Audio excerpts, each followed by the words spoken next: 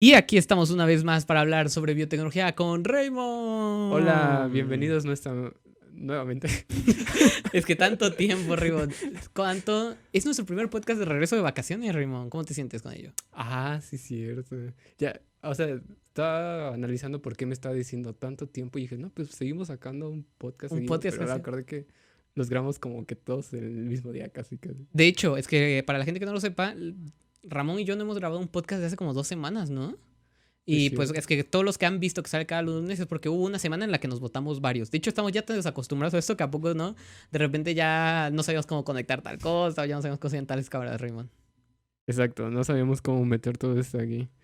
Y de hecho se nos olvidó cerrar la ventana para que el público no escuche. ¿Te parece si hacemos un corte y cerramos esa ventana? Bien, pues ese fue el corte para que Raymond se levantase y cerrara la ventana. Pues nada, ¿cómo te sentiste? ¿Qué tal estuvo tus vacaciones de Semana Santa, Raymond? Pues fueron muy tristes. No pude salir de mi casa y también por eso no pudimos grabar podcast. Ah, de hecho, no pudimos grabar podcast porque te quitaron las muelas del Me juicio, ¿no? quitaron 3 muelas del juicio, las 3 poderosas, porque ya me habían quitado una antes. Entonces consideras que hoy eres menos juicioso que antes. Hoy perdí el juicio. Bueno, pues nada, Raymond, ¿te parece si vamos hablando poco a poco sobre el tema que vamos a tratar hoy? Para empezar, el público ya se dio cuenta que ya estamos trayendo nuevas secciones con invitados.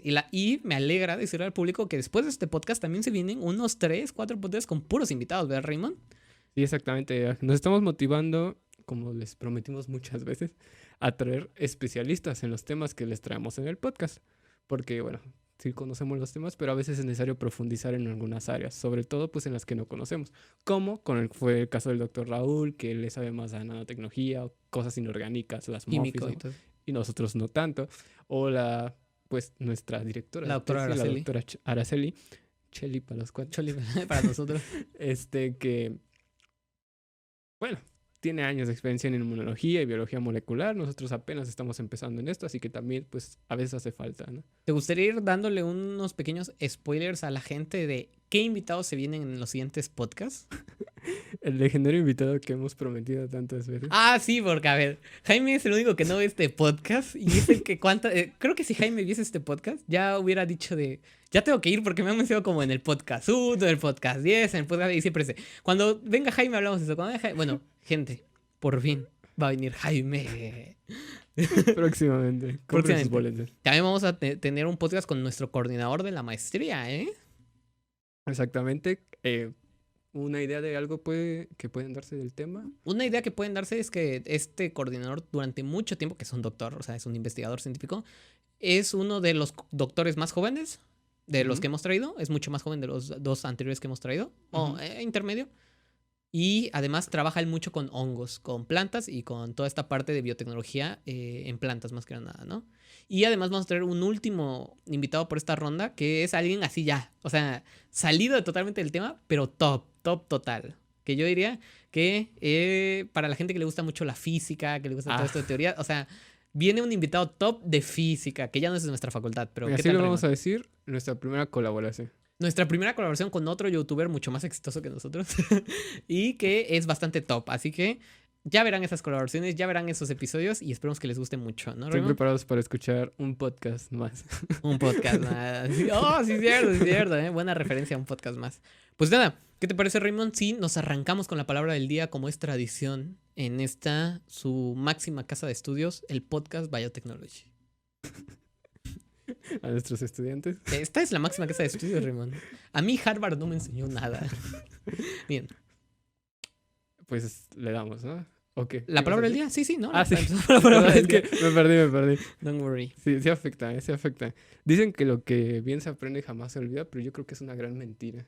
Porque A, cuando lo dejas de practicar, se te olvida. a ver, Raymond, te puedo preguntar la capital de Belice. Belmopan. ¿Ahí está? A menos que la hayan cambiado. Pues ahí está. Lo que bien se aprende nunca se olvida. Ah, y eso que no la practiqué. Y dime que dice exacto, que la practicas. Es que está fácil. Bueno, como habrán notado en el título, bueno, de hecho igual no va a tener mucha relación.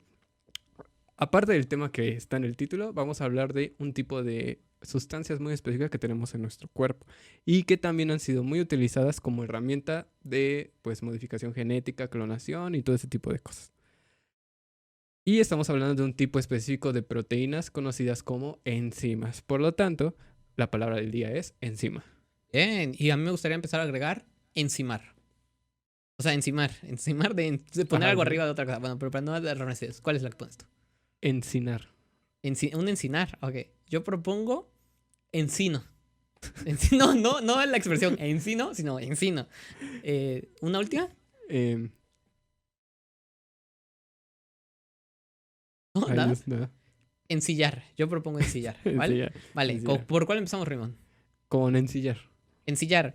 No tengo ni la menor idea así como qué significa, pero me lo imagino como cuando a los caballos les ponen sus sillas de montar. Siempre dicen como es que ese caballo no está ensillado porque no le han puesto aún la silla de montar. Y ya cuando se lo ponen es que ya ensilla está el caballo.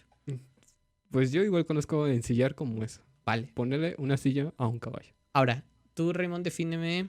¿Encinar? Encinar. Pues quiero pensar que un encinar es un lugar donde crecen los encinos. Que si no me equivoco son un tipo de árboles, ¿no? Como los pinos. A ver, déjame buscar cómo es un encino. No sé si es como los pinos, pero es un tipo de árbol. Y de hecho, Ah, es un árbol. eso da pie a mi palabra, Raymond. Que es encino.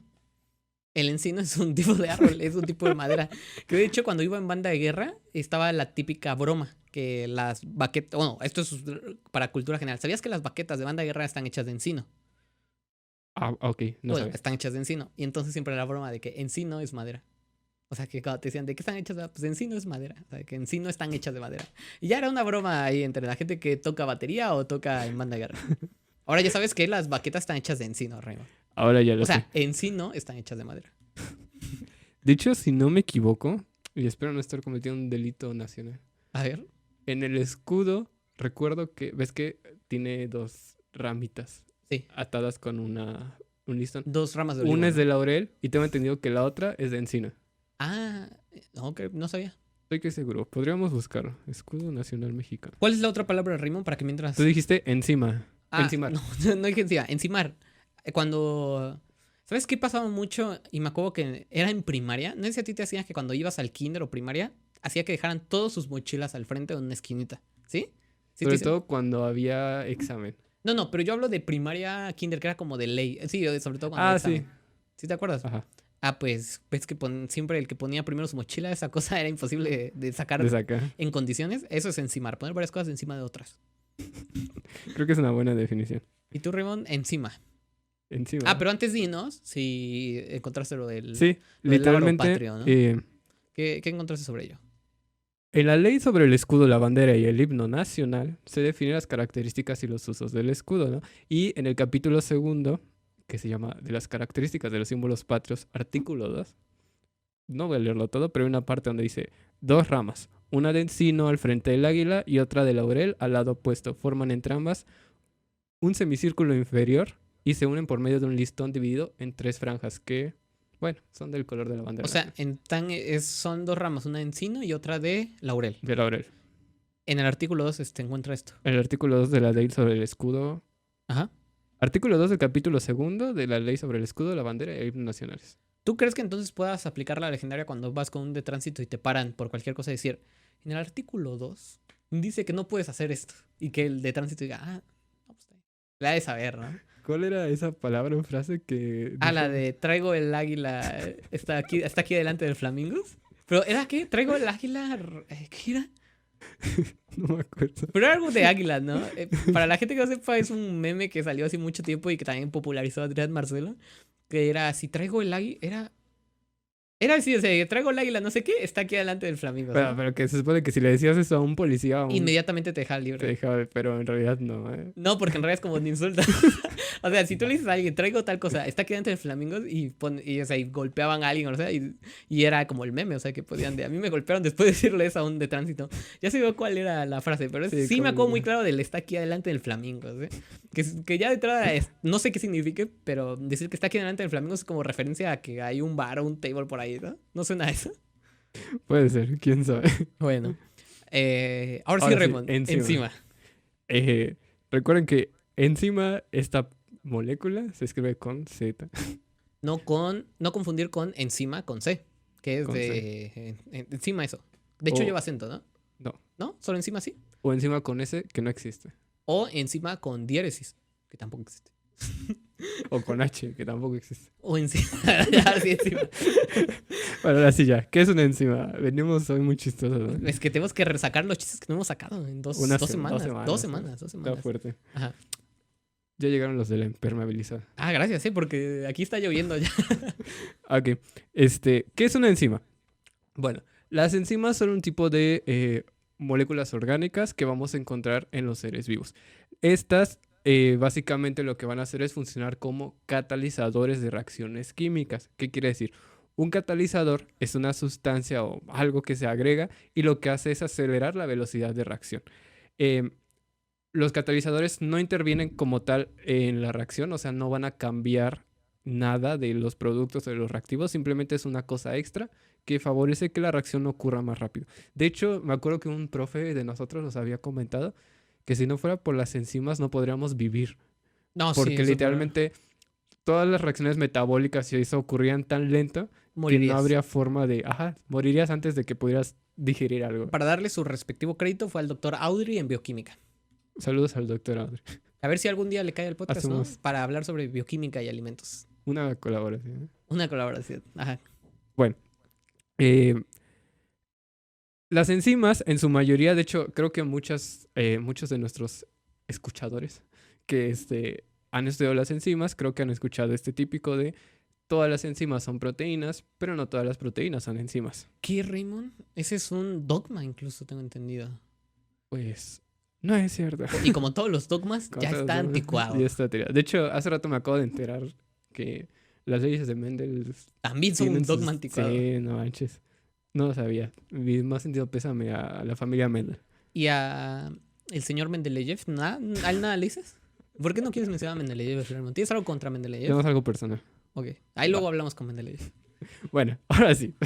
Resumiendo, las enzimas son moléculas que actúan catalizando reacciones químicas. Pero no me terminaste de mencionar lo de que todas las enzimas Sí, son sí, sí, ahí proteínas. voy, Dale, para dale. recordar. Sí, la gran mayoría de las enzimas son de naturaleza proteica. ¿Qué quiere decir? Y volviendo a esa frase que usan, de todas las enzimas son proteínas, pero no todas las proteínas son enzimas. Las proteínas, como sabemos, tienen muchas funciones en nuestro cuerpo. Señalizar, transportar cosas, a facilitar reacciones, en este caso que son las enzimas, etc, estructura y lo que ustedes quieran. Y entonces eso da a entender, bueno, entonces las enzimas, que son un tipo de proteínas, pues siempre van a ser proteína. Pues no. Hay hay unas sustancias que se llaman ribosimas. Correcto. Estas están hechas a base de ARN y básicamente es un ARN que tiene función catalítica, es decir, que también va a participar acelerando reacciones. No está hecha de ningún componente proteico, simplemente es ARN, les digo, se llaman ribosimas. Entonces, si las clasificamos como un tipo de enzimas, entonces podríamos decir que sería la única excepción de enzimas que no están hechas que no son proteínas, pues. De hecho, como anécdota, cuando íbamos en cuarto semestre, cuando nos tuvimos clases con la doctora Pastelín sobre enzimas. No me acuerdo si fue en tercero o cuarto, creo que sí fue cuarto. Mira, en cuarto semestre yo me acuerdo que no fue la doctora Pastelín, pero fue un equipo que tuvo una exposición y mencionaron todas las proteínas, todas las enzimas son proteínas, pero no todas las proteínas son enzimas. Y yo estaba junto a Alan. Y Alan así, o sea, pero pues tú ves que Alan y yo, o sea, es de puro desastre, somos los que jugamos, o sea, no sé, para mí es puro desastre. Entonces, pues no siempre, a veces sientes que los comentarios que te haces son en broma y no tanto acerca. Entonces él estaba así recargado y me acuerdo que me dice así de que en realidad eso está mal, porque ya se ha demostrado que existen proteínas que están hechas, enzimas que están hechas de ARN. Yo me quedé con cara de... Y ya, pero hoy, tanto tiempo después, le puedo dar la razón a Alan, que tenía razón, no todas las enzimas eran proteínas. Estaba como cuando me lo dijiste, yo te dije, ay, no manches, no es cierto. Ah, ¿tú también te lo dije? Sí te lo mencioné. Sí, me lo dijiste a mí. Y ahí fue que descubrí que existían las ribosimas. Pero no me atreví a decir que no era cierto porque Alan sabía más que yo en biología. Sí, él es biólogo, de hecho. Biólogo marino. Ahorita está en el mar, De hecho, tengo entendido que fue al Atlántico y mañana va al Pacífico. nadando. Nada, no. Bueno, volviendo a las enzimas. Las enzimas, como ya les dije, van a estar en el cuerpo, van a hacer las reacciones. ¿Qué tipo de reacciones? Por ejemplo, las que están relacionadas con la digestión de nuestros alimentos, para poder destruir nuestros alimentos y obtener los nutrientes que necesitamos, para producir energía, o sea, para producir la molécula de energía, pues necesitamos enzimas. Para sintetizar biomoléculas también necesitamos enzimas, para eliminar desechos, para regular las diferentes reacciones metabólicas, para defender el cuerpo, porque incluso eh, era creo que la doctora Sola que nos decía, ¿no? Que las proteínas del sistema del complemento de cierto modo también eran como enzimas. Exactamente. Y entonces el sistema del complemento es un grupo de proteínas que lo que hacen es defendernos de diferentes organismos, ya sea bacterias, virus o todo eso. Básicamente el sistema de complemento les hace hoyitos a las bacterias. Tal cual, es como si fuera. No me acuerdo dónde lo vimos, cuando estábamos estudiando para el examen de inmunología. Que hay un meme tal cual así de sistema de complemento, es como una pistola que está disparando hacia a lo que ve, ¿no? Entonces, a grandes rasgos, esto es una enzima, una molécula orgánica, que la mayoría son proteínas, existen las que no lo son, aceleran reacciones químicas y tienen muchas participaciones en pues, los diferentes tipos de Si no reacciones es en que en nuestro todas. cuerpo. Si no es que en todas. Sin ellas moriríamos, porque nuestro organismo no es lo suficientemente. No daría la suficiente energía para los largos procesos que llevaría todo esto. O sea, Exactamente. O sea, moriríamos. reacciones que normalmente llevarían horas se hacen en segundos o instantes. por acción de las enzimas. Que de hecho yo estaba muy sorprendido con la doctora Sol siempre que nos menciona inmunología. Me recuerda algo que a mí, o sea, yo creo que la gran gente no lo tiene. Y más cuando te dedicas a inmunología, como que se te olvida. Que cuando te muestran las cadenas de mensajeros, segundos mensajeros, de reacciones, de cómo funciona el sistema inmune en general, pues es tan largo, tan complejo, hay tantas cosas, que a veces ya cuando te dicen, pues cuánto, no sé, típica pregunta de examen que puedo hacer de, se enfermó de tal cosa, tal mosquito lo picó con dengue a las 5 de la tarde. A las 6 de la tarde, ¿tú qué crees que ya se activó en el sistema inmune, no? O sea, y es que como ya es tan complejo el sistema inmune que has ido estudiando, piensas que las respuestas del sistema inmune duran horas, ¿no? O duran mínimo minutos. Dices que es imposible que todo esto lo conecten tan rápido. Ujú. Y la doctora Sedol siempre nos recuerda de, bueno, todo esto que acabamos de explicar que es el sistema del complemento, porque te acuerdas cómo descubrieron el sistema del complemento. Sí. Que ponían a las células, ¿eran células bacterianas? No me acuerdo. Sí, eran vibriones, dijo la especie, y los ponían en suero. En un suero. Y ese suero los deshacía en segundos. Obviamente no sabía que era el sistema del complemento ni nada por el estilo, pero lo deshacía en segundos. Y siempre nos está recordando que el sistema inmune actúa muy rápido, o sea, es en segundos. Y sorprendentemente, porque hasta ella hizo la mención de que investigáramos en cuánto tiempo un virus puede terminar de replicarse en nuestro sistema inmune. Y qué tan rápido era el sistema del complemento. Ya sabemos que el sistema del complemento es rápido, o sea, muy rápido. Pero para la gente, dependiendo del virus, supongo, o sea, no soy experto en eso, es aún más rápido, o sea, tan rápido que puede pasar inadvertido por otras razones, por la vía del complemento.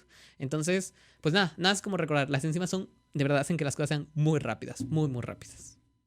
Quizás en su momento traigamos pequeños capítulos hablando de inmunología, que claro, no es que algo que nos podemos centrar del todo, porque la inmunología es muy extensa, así que pues algunas cosas podemos hablar. Y ya traeremos el podcast con la doctora Soledad, que ya está invitada al podcast, de hecho, y ya te hemos agendado por ahí, ¿ves? Que sí, no, ya te hemos agendado con ella. No, o sea, ya te hemos apalabrado. Sí, dijo que sí, o sea, sí. Sí, y hasta nos dijo en qué semana, solamente hay que poner confirmar. fecha y hora. Bueno, pues nada, Rimón, ¿te parece entonces si continuamos? Sí, ya tenemos la definición de qué es una enzima, básicamente. Ahora sí nos podemos centrar un poco más en las enzimas. Vale, pues ¿te parece si empezamos con esto hablando un poquito sobre pues, los aspectos de las enzimas en general? Una de las cosas, y o sea, ahorita lo sé porque eso es de lo que voy a hablar ahorita, más adelante.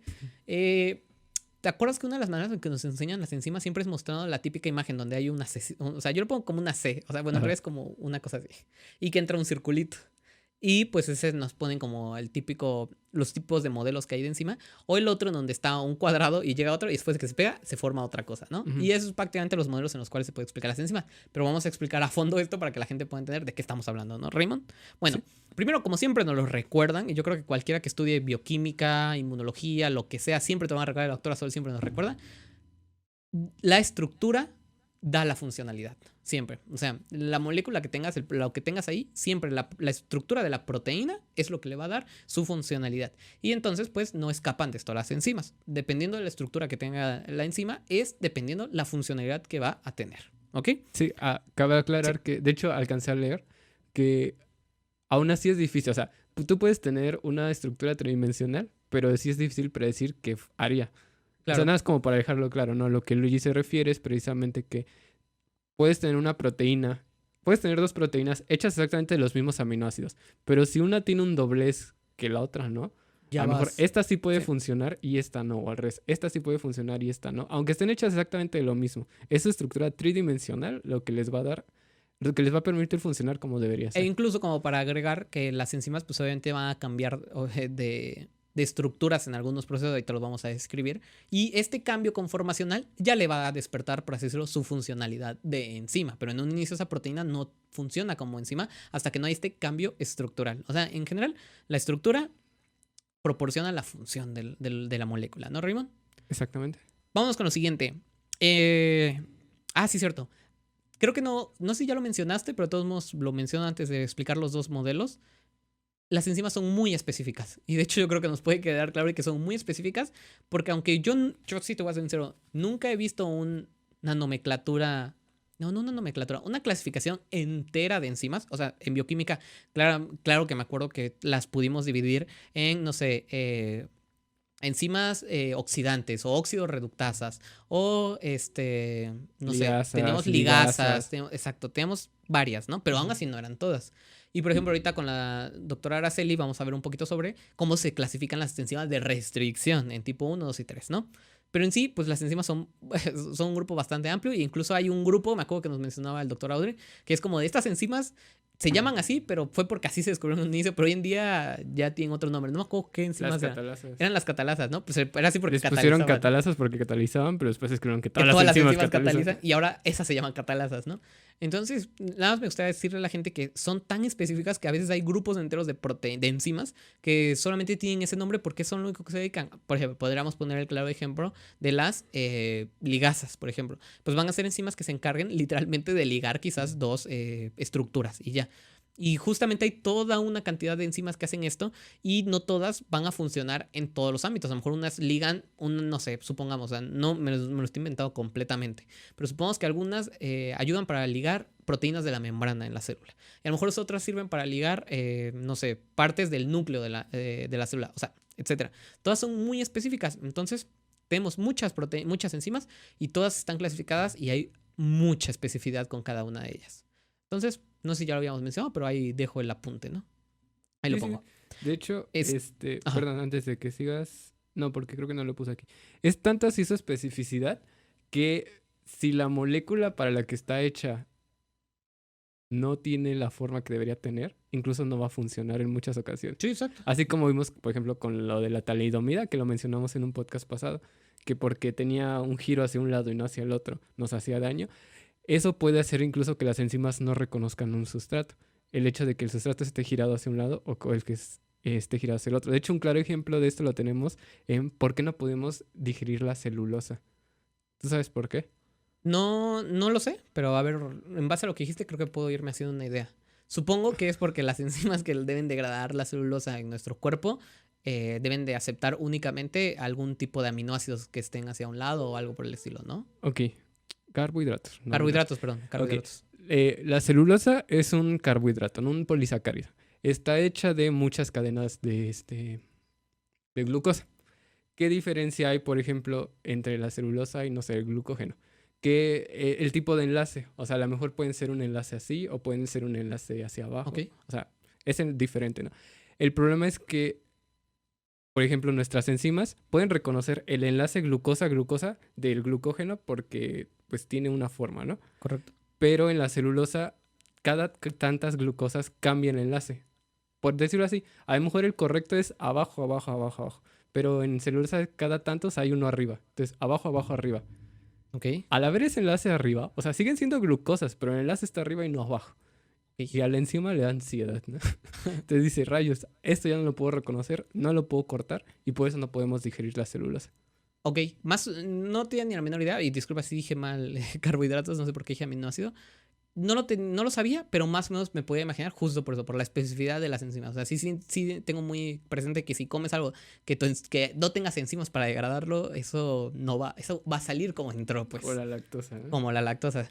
De hecho, incluso para mencionarlo, a veces la gente puede no saber de qué tamaño puedan ser las enzimas o qué tan grande en comparación a los, pues, no sé, sustratos o lo que sea que tengan en lo que interactúen. A pesar de que interactúan en partes muy pequeñas de células o cualquier tipo de o cualquier reacción química, porque de hecho, a ver, aquí lo teníamos puesto, ¿no? Alrededor de 3 a 4 aminoácidos pueden ser la pequeña parte que la enzima detecte, en la cual sea la parte catalizadora, ¿no? Sin embargo, las enzimas pues suelen ser mucho más grandes que los sustratos en los que actúan, ¿no? En promedio, o sea, esto no es como algo general, simplemente es en promedio. Y pues creo que podemos ya pasar a describir los modelos que traemos, ¿no, ¿Cómo Raymond? funciona? Que son Sí. las dos formas. Que de hecho están muy sencillos. Es mucho más fácil con una imagen que yo creo que podemos ponerla, ¿no, Raymond? Sí, de hecho, No sé. tengo entendido que los modelos son una forma de simplificar enormemente Sí, cómo bastante. funciona. Tanto así que el primer modelo está como que... Su nombre literalmente lo explica. No, lo que voy es que se podría tomar como no tan real, pero es como para dar a entender a grandes Claro. rasgos. Por eso se creó después el segundo. Bueno, tú lo vas a... Y que aparte ya nos lo han mostrado bastante. Yo siento que siempre nos lo muestran. Entonces, ¿te parece que aquí podemos la imagen, Raymond? Sí. Va, para que anotemos el minuto. El primer modelo que tenemos es el de llave cerradura. Y bueno, yo creo que es literalmente lo que dice. Sugiere que prácticamente la enzima y el sustrato con el que van a entrar exactamente como lo hacen una llave y una cerradura. O sea, son geométricamente complementarias. Literalmente, como va a entrar la llave, es como literalmente entraría en una cerradura. Pues así literalmente es como funcionaría en una enzima. Ahora, hay por decirlo, una modificación de este mismo, que es el modelo de encaje inducido, porque esto es un poco más apegado a la realidad. ¿Se acuerdan cuando estábamos mencionando que las enzimas, bueno, que cualquier proteína, su funcionalidad siempre es en base a su estructura? Bueno, pues es lo que pasa con las enzimas, que se podría explicar que cuando esta enzima llega con el sustrato, bueno, antes de que pueda llegar con el sustrato, estos cambios conformacionales que tengan estructurales al interactuar con el sustrato, es el que entonces ya va a activar a la enzima como para que pueda catalizar en el proceso que tenga que catalizar. Sin embargo, antes de hacer esta modificación conformacional, pues la enzima no va a funcionar, por así decirlo.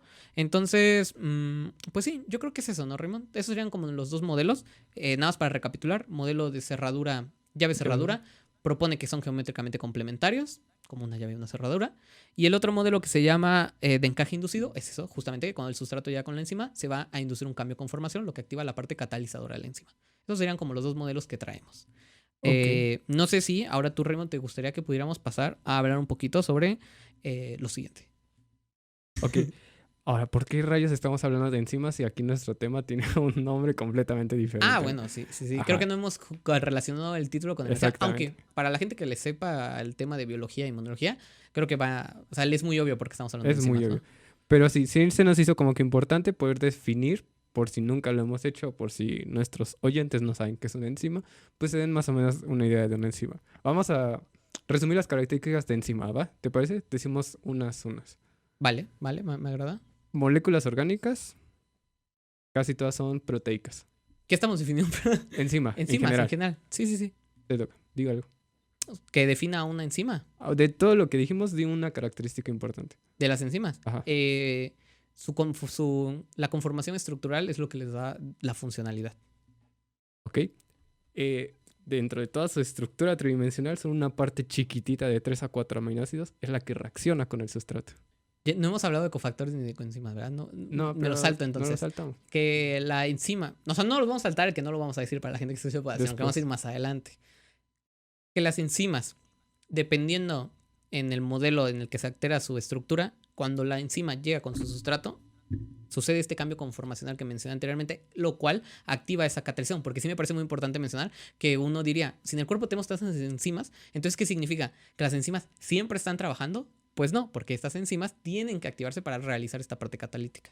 Exactamente, y ya dijiste la última cosa importante, que su función es catalizar reacciones químicas, acelerar reacciones químicas en nuestro organismo. Ahora, ya teniendo bien claro qué son las enzimas, vamos a hablar de un tipo de enzimas muy específicas, como para dar entrada a un tipo de herramientas, como ya les dije al inicio, que son muy usadas en biotecnología. Y estas son las enzimas de restricción. ¿Ok? Sabemos entonces ya que es una enzima, es un tipo de proteína, principalmente, aclaro, que cataliza reacciones químicas. En este caso, las enzimas de restricción, el tipo de reacciones que van a producir, por decirlo así, es el corte del material genético conocido como ADN. ¿Ok? Simplemente las enzimas de restricción los van a cortar.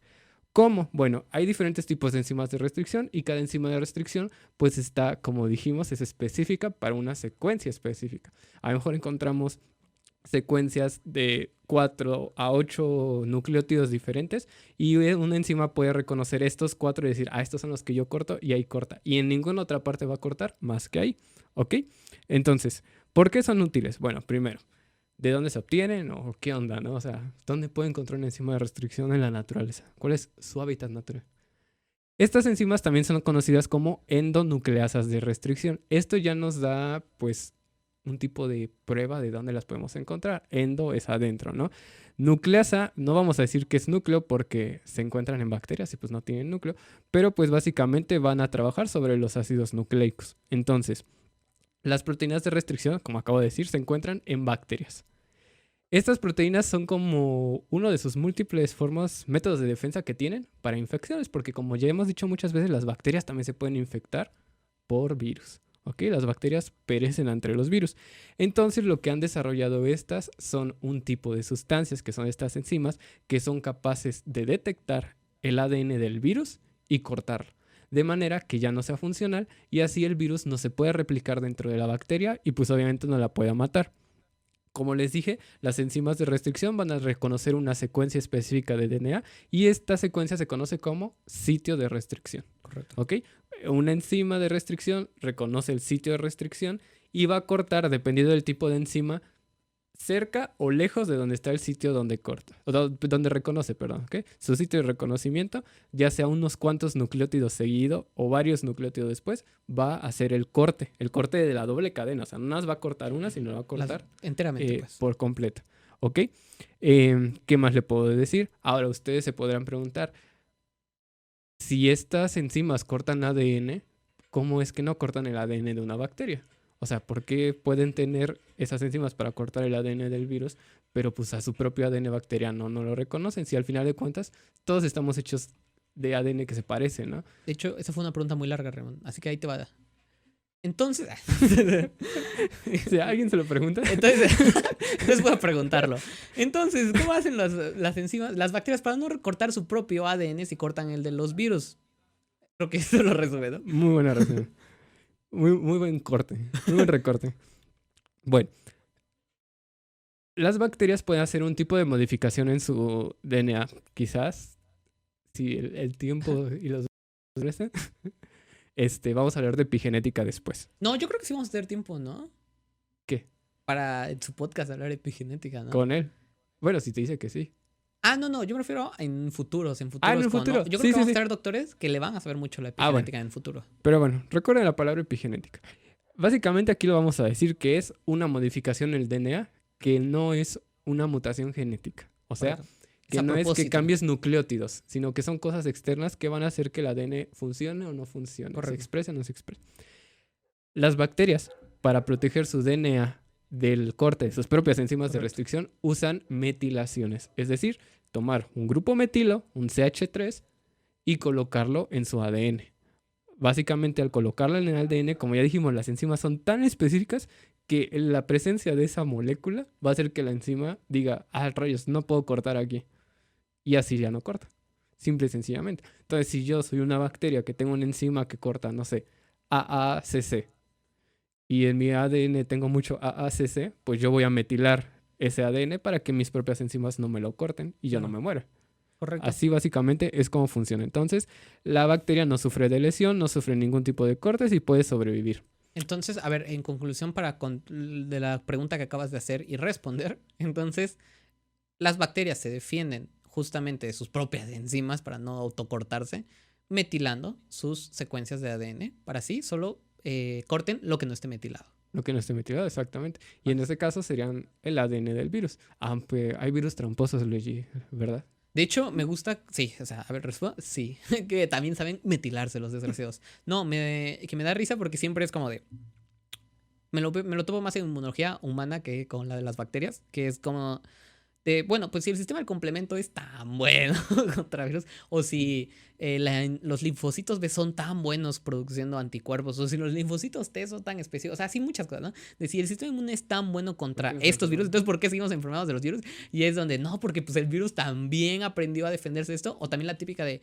Si el cuerpo es tan bueno regulando el cáncer, ¿por qué entonces de repente sale el cáncer, no? Y es como, no, pues es que las células cancerígenas también descubrieron maneras de cómo engañar a las natural killer, cómo engañar al sistema inmune, cómo volver al sistema inmune en contra. O sea, me da risa porque siempre es que ya que descubres algo que dices, no manches, pues eso suena muy bien. Pues ¿qué crees? Al que atacas también ya descubrió cómo evitárselo. Sí, y los virus ya descubrieron cómo evitar ser cortados por enzimas de restricción. No todos los virus, no todas las enzimas de restricción, pero o sea, claro, si no ya no infectarían bacterias.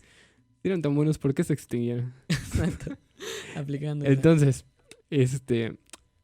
como que siento la necesidad de resumir nuevamente lo Sí, que porque yo hemos creo dicho. que fue mucho, entonces estaría bien que dieras los puntos de eso. Entonces, enzimas, sustancias que cortan. Enzimas de restricción, sustancias que cortan el DNA. Correcto. ¿Ok?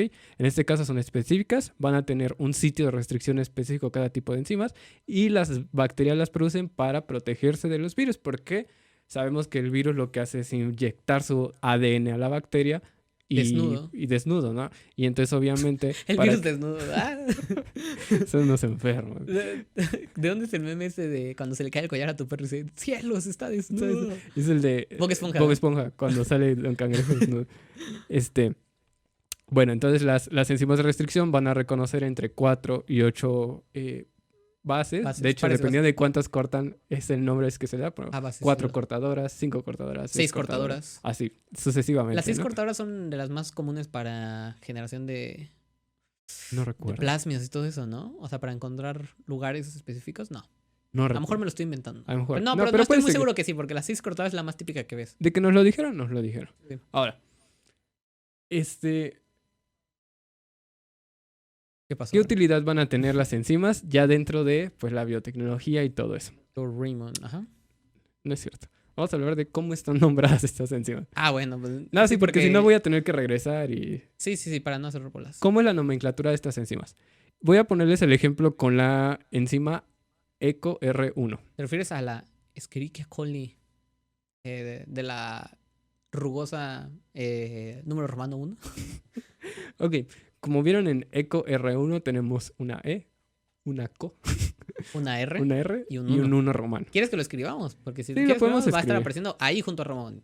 Ahí. Ok, Justo a tu derecha está apareciendo el Justo a nombre mi derecha. EcoR1 con colores y todo para poder distinguir. vale. Entonces tenemos EcoR1, ¿no?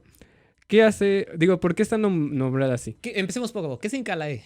Ajá. Las primeras letras vamos a encontrar que vienen del nombre de la bacteria donde se obtuvo. E es por el género, en este caso se obtuvo de Escherichia coli. Ok. Género Escherichia. O como diría el filósofo, Escherichia. Escherichia coli. Entonces, la E es precisamente porque viene del género Escherichia. La CO. Y la CO son las dos primeras letras del nombre específico, o sea, el nombre de la especie, que sería coli. Correcto. Entonces, por eso tenemos Género. de E. coli o de Escherichia coli, tenemos la proteína ECO. Correcto. Ok. Ahora, R. Esta letra, a veces viene, a veces no. Eso lo que hace una aclaración es el tipo de cepa de donde se obtuvo. Correcto. O sea, porque podemos tener E. coli, pero podemos tener un sinnúmero de cepas.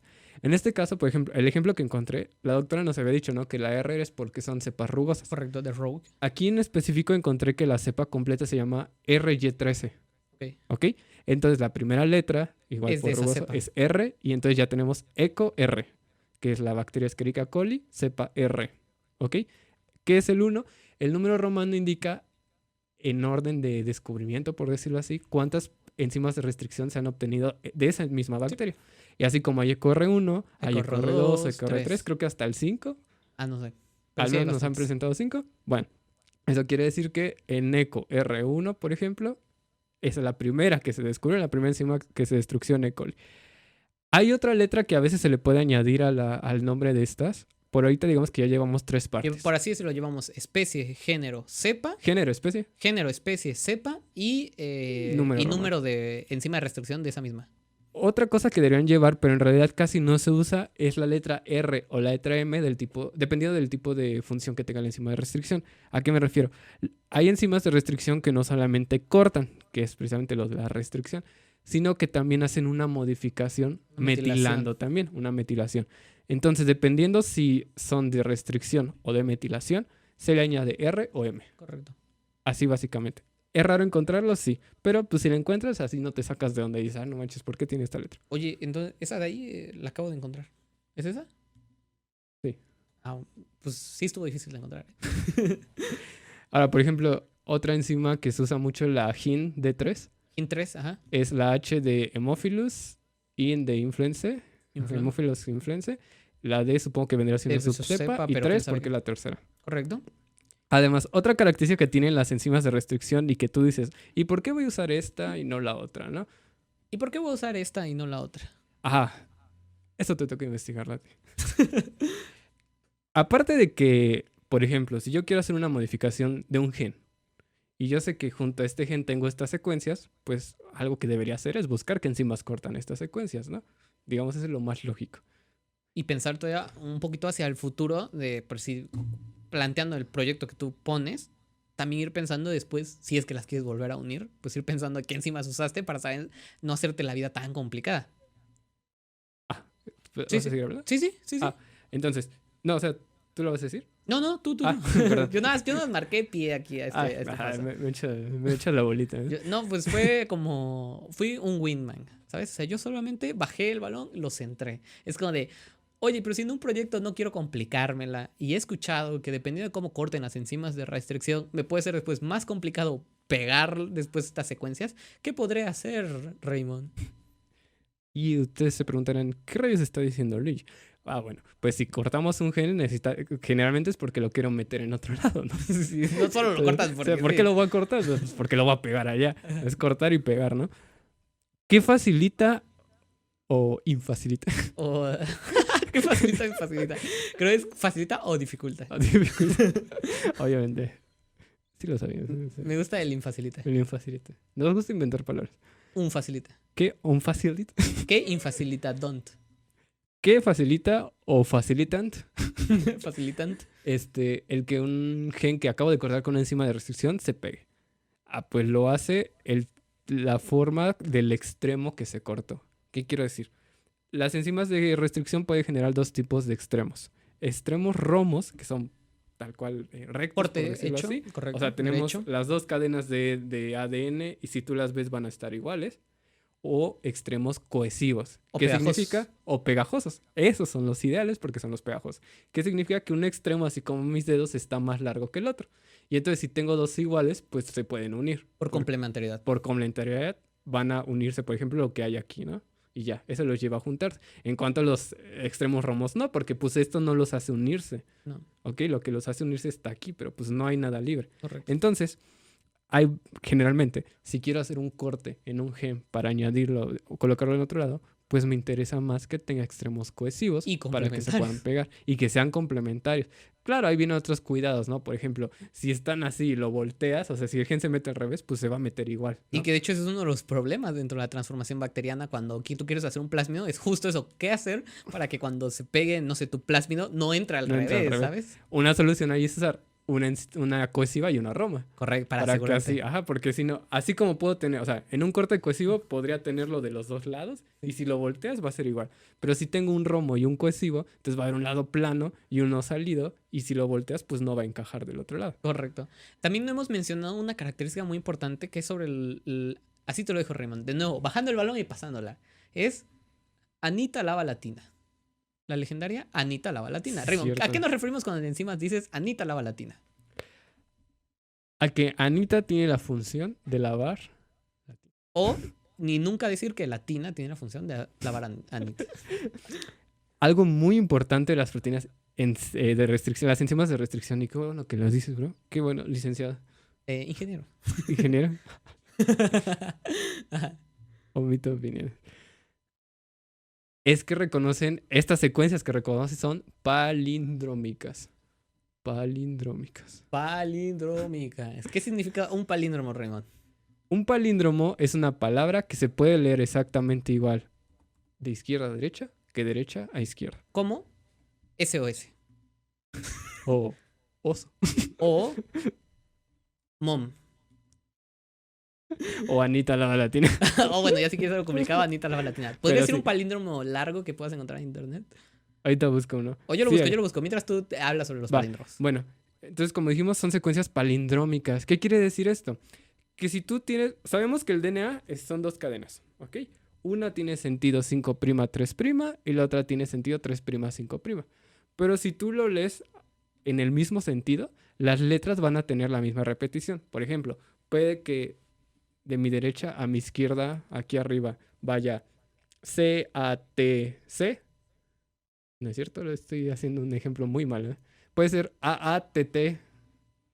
Y ya, ¿no? Si quieres, hasta podemos poner una imagen de un ejemplo para que no haya problema. Sí, mejor, ¿para qué nos complicamos la vida? Acá hay uno. Ese es un ejemplo de un palíndromo entre una enzima de restricción. A ver, Como Raymond. pueden ver, aquí se lee igual que lo que se leería de aquí para acá. A ver, correcto, sí. Bueno, no sé si la imagen va a caer justo ahí, pero ahí, o sea, justo ahí. Bueno, ahí lo pueden ver. Y de hecho, Raymond, mira, ¿qué te parece escuchar este palíndromo, Raymond? Es bastante largo, ¿eh? Así que... No, sí es bastante largo, así que mejor me voy a botar uno mediano. ¿Qué dice? A mamá Roma le aviva el amor a papá y a papá Roma le aviva el amor a mamá. Ya, ahí lo dejo de tarea para que todos escuchen si es un palíndromo o no. Para que lo escriban y ustedes vean. Si lo leen, Al revés, ¿no? va a ser igual. Que no confundir que te lo puedas leer así, ¿no? O sea, al revés. Oye, ¿por qué venimos tan chistosos? ¿No? A mí me gusta cuando digo chistosos. Es A mí igual, entretenido. pero... Bueno, Pero, ¿y a usted, público? pero ¿a ustedes les gusta? Bueno, entonces ya vieron el ejemplo.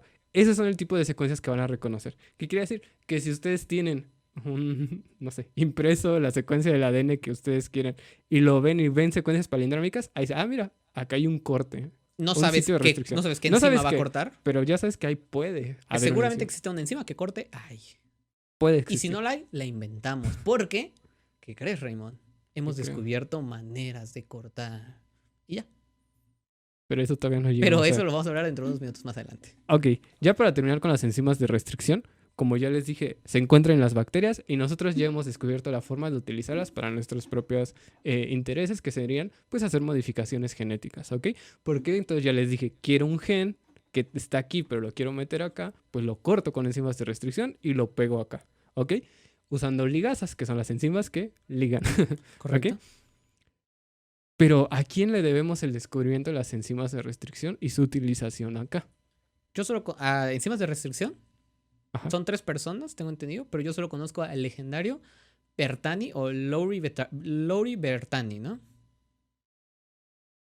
Qué río. Que estoy viendo los nombres que están aquí y no son los mismos. ¿No aparece ahí Lowry Bertani, Raymond, No. acaso? ¿Quién aparece? Hay que ver cuál está mal. Mira, aquí tengo listado a Werner Arber, Daniel Nathans y Hamilton Smith. A ver, no te preocupes, Raymond. Lo checamos de una vez. ¿Te parece si corroboro esa información en segundos? Sí, porque hay que ver quién la tiene mal. Exacto, hay que ver que no tiene mal. Pero a Mira, ver, les voy a dar contexto de por qué. Justamente, o sea, casualmente yo ya había preparado este podcast y tuvimos una clase con enzimas de restricción y nos hablaron, ¿no? De, pues ellos fueron los que los descubrieron. Y entre ellos había un, ¿cómo se apellida? ¿Bertani? Lowry Bertani. Bertani, que pues conocemos el apellido porque uno de los medios de cultivo que utilizamos pues se llama igual. El medio LB. Pero ahora que estoy viendo el listado de científicos que tiene aquí, no hay ningún Bertani. Y quiero saber si alguno de estos tres es Bertani Bueno, o la información que te- tengo aquí está mal. te digo lo que yo descubro, la información que traigo, que los científicos fueron un grupo de científicos suizos llamado Werner Arber, Daniel Nathans y el científico estadounidense Hamilton Smith. Igual yo tengo eso. Híjole, pues... Alguien nos mintió. Mira, para que no tampoco dejemos a la duda con la gente, vamos a decirle quién fue Lowry Bertani, ¿no? Yo se los puedo decir. ¿Sabes qué sospecho? Díselos. Ajá. Pero lo acabo de decir, de hecho. Ah, sí, no, pero dijiste qué hizo, porque no creo que haya hecho el medio LB y ya hizo hecho bueno, lo más no sé. fuerte de él, ¿no? O sea, yo creo que ha haber tenido un trabajo de investigación en las enzimas de restricción. Entonces, ¿tú lo quieres decir o quieres que yo lo No, busque? dilo lo que quieres decir. Pero déjame, mira, en lo que lo busco, Raymond, tú continúa. Bueno, estos tres científicos, y ahorita vamos a aclarar cuáles son los tres científicos, trabajaron en la década de los 60, fue que trabajaron, de 1960, con este tipo de enzimas. Descubrieron precisamente que las bacterias la tenían, manipulando E. coli, y lograron... ellos descubrieron que las bacterias tenían este tipo de proteínas y descubrieron que estas proteínas, estas enzimas, pueden ser utilizadas en la tecnología del DNA recombinante. Básicamente ellos trabajaron, por ejemplo, manipulando E. coli para producir la insulina humana con el uso de las enzimas de restricción, que como ya hemos dicho antes, se toma el gen de insulina humana de una célula humana y se coloca en E. coli, ¿ok? Entonces, estos trabajos de investigación que permitieron descubrir cómo las enzimas de restricción que se encuentran en las bacterias las podemos utilizar nosotros para hacer modificaciones genéticas, los llevó a que en 1978 fueran galardonados por el Premio Nobel de Medicina. Y básicamente esto fue con los microbiólogos Werner Arber, según la información que traemos, Daniel Nathans y Hamilton Smith. Bueno, mira, yo les puedo dar la complementariedad de las bases, la complementariedad de qué onda con Bertani y las enzimas de restricción, Raymond. Así que agárrate de la mesa, Raymond, porque te va una declaración impactante. ¿Ya estás agarrado, Raymond? Yo estoy bien agarrado. A ver, Lord Bertani, o bueno, Bertani, fue un microbiólogo italiano, ¿ok? En 1951, Bertani descubrió la cepa de E. coli llamada K12. ¿Ok? Ok. Esta se ha utilizado ampliamente en la investigación genética. Esta cepa fue una de las primeras en ser utilizadas para estudiar la función de las enzimas de restricción, ¿ok? En la manipulación del ADN. Todo esto fue en 1951. Ahora, las enzimas de restricción ya te explicas para qué se usaron y también mencionan que Bertani es conocido por su trabajo en el desarrollo de medios de cultivo, incluido el medio de cultivo LB, Luria Bertani. Ya descubrí que Luria es otra persona y que todavía se utiliza ampliamente en la investigación microbiológica. Entonces, ¿cuál es la importancia de Bertani dentro de las microbiología y las investigaciones de enzimas de restricción? Es que describió la cepa E. coli llamada K12 y que esta posteriormente fue utilizada en la investigación genética. Ok, pero entonces él no fue el que ganó el premio Nobel. No, él no fue. O sea, sí es importante en el uso de las enzimas de restricción, pero él no ganó Nobel. Correcto, Por el no, uso de él las no ganó. Y el medio es Laura Bertani. Y ya, porque junta dos nombres. Sí, Raymond, pues ahí está, mira, informando a la gente, informando a nosotros también. Informarnos también. No, sí, o sea, básicamente sí teníamos esa duda porque nos habían dado esa información. Ahorita que estoy leyendo esto, veo que tenemos un nombre que no es y pues sí dije, no manches, a lo mejor tengo mala información. Pero ahora ya sabemos que sí participó, pero no ganó el premio. No, Mario, de hecho aquí hacía nuestro invitado especial que es ChatGPT, siempre me pone, no, Mario Bertani nunca ganó el premio Nobel, aunque Bertani hizo importantes contribuciones a la microbiología, no se le otorgó el premio Nobel durante su vida. Va, qué triste. Bueno, entonces ya dijimos, ok, ahora ya tenemos unas enzimas que pueden cortar ADN. Pero ¿qué pasa si yo quiero cortar un ADN que no tiene, no sé, que a lo mejor no es reconocido por una enzima de restricción? Ese es el O problema. quiero que sea una parte más específica o una parte más grande o no sé, no puedo comprar esta enzima de restricción. Lo que tú quieras. ¿De qué otra forma podemos editar nuestro ADN? No se puede, bro. Ahí se acaba. Ven, nos vemos en el siguiente podcast. Hasta luego. No, pues fíjate, Raymond, justamente una de las cosas que estábamos diciendo al inicio es que las enzimas, y no solo las enzimas de restricción, las enzimas en general, son muy específicas. Muy, pero muy específicas. O sea, y hasta lo mencionaste, que si no tienen el sustrato indicado no se activan, que si no es lo que tienen que detectar un nucleótido distinto no lo van a cortar, no lo van a detectar, no van a catalizar, dependiendo de lo que haga la enzima. No importa, o sea, el cambio más pequeñito conformacional hace que la enzima ya no haga su trabajo. Y entonces, nosotros tenemos varias enzimas de restricción. Por suerte, para la microbiología y la biología molecular, la gran cantidad que tenemos de enzimas de restricción nos sirven para la mayoría de cosas que queremos hacer. Sin embargo, claro que la biología molecular se veía batallada o se veía impuesto con este detenimiento de que no siempre vas a tener la enzima de restricción que deseas para lo que quieres. O sí, después de muchas investigaciones, después de mucho buscar por debajo de las piedras, encuentras la enzima que te sirve para ti cortar. Pero aquí nos remontamos a, obviamente no pasó en el 2020, pero fue para los premios Nobel de por allá. Obviamente la investigación viene desde muchísimo antes. Vamos a hablar justamente sobre una investigación que tiene el título de nuestro podcast de hoy en día, que es... Ah, se lo copiaron. No. Ellos no lo copiaron. No, es la enzima... Bueno, no. La enzima se llama Cas9, pero es la legendaria técnica de CRISPR-Cas9. ¿Habías escuchado antes hablar sobre esa, Raymond? De hecho, la primera vez que nos la enseñaron, no la entendí. La segunda, ¿te acuerdas que vimos tampoco. Un documental entero? Vimos un documental ¿Y tampoco? Y medio le fui entendiendo, pero yo ahorita ya la entiendo. Yo la entendí más. Obviamente después de ver el documental la entendí un poquito más. Pero leerlo fue lo que más me hizo entenderle. Ese documental está en Netflix, ¿no? Sí, código... No, ¿cómo se llamaba? Algo así como las tijeras... Descubrieron las tijeras de la vida o algo así. Algo ¿no? así. Bueno, búscalo en Netflix. Está interesante. Está interesante. De hecho, si pones en Netflix CRISPR-Cas, te sale el S. O sea, ves que el algoritmo junta cosas. Bueno, pues vamos a hablar sobre CRISPR-Cas9, porque aquí, para empezar, hay varias cosas juntas. Para empezar, ¿cuál es la proteína? ¿Dónde está la enzima de la que estamos hablando? ¿Cuál es la técnica? ¿Qué significa CRISPR, Raymond? Hay tantas preguntas y no hay ni una respuesta. No traemos ni una respuesta. Nada, vamos a empezar por decir qué es CRISPR. Bueno, la técnica es CRISPR-Cas9. Vamos a hablar sobre qué es CRISPR, ¿no? Te lo leo en inglés porque la verdad yo no me lo aprendí en inglés, me lo sé en español. Por eso lo voy a leer en inglés, ¿no? Para dar específicamente qué significa CRISPR. CRISPR son las siglas de Clustered Regularly Regularly, sí, correcto. Regularly interspaced short palindromic repeats. ¿Ok, Raymond? Te quedó clarísimo, Ok, ¿no? clarísimo. Sobre todo por mi inglés huichol. El legendario inglés huichol. Bueno, significa que son repeticiones palindrómicas, cortas agrupadas, irregularmente interespaciadas. Espero que lo hayas sentido con la nomenclatura de manos que hice. Ok. Entonces, dijiste que son repeticiones palindrómicas, cortas, agrupadas, irregularmente interespaciadas. Correcto, Ya, Raymond. vale. No estoy hablando de esto, No de estamos hablando de esto. esto, estamos hablando de esto. Estamos hablando de esto. Bien, pero ¿qué significa eso? ¿De qué estamos hablando? Bueno, de nuevo nos regresamos a nuestras viejas amigas poderosas, las bacterias. Justamente las bacterias van a tener pues estos sitios en los cuales vamos a encontrar... Bueno, se encuentran células procariotas, por lo que tengo Sí, entendido. En pueden ser general. bacterias y arqueas. Ok, va, yo no sabía que eran bacterias, ahorita amplío que también se pueden arqueas. Ujú. Eso no tenía idea. Bueno, ¿qué es básicamente en qué consistirían estas repeticiones? Bueno, lo que es que en las secuencias que vamos a encontrar van a ser secuencias cortas de nucleótidos y entre esas secuencias cortas de nucleótidos van a estar espacios, o sea, van a estar interespaciadas por espacios o fragmentos de DNA, que de dónde van a provenir estos DNA. O sea, quiero aclarar que estas pequeñas partes de nucleótidos son de la bacteria, por así decirlo. Si es que estamos hablando de una bacteria en este caso.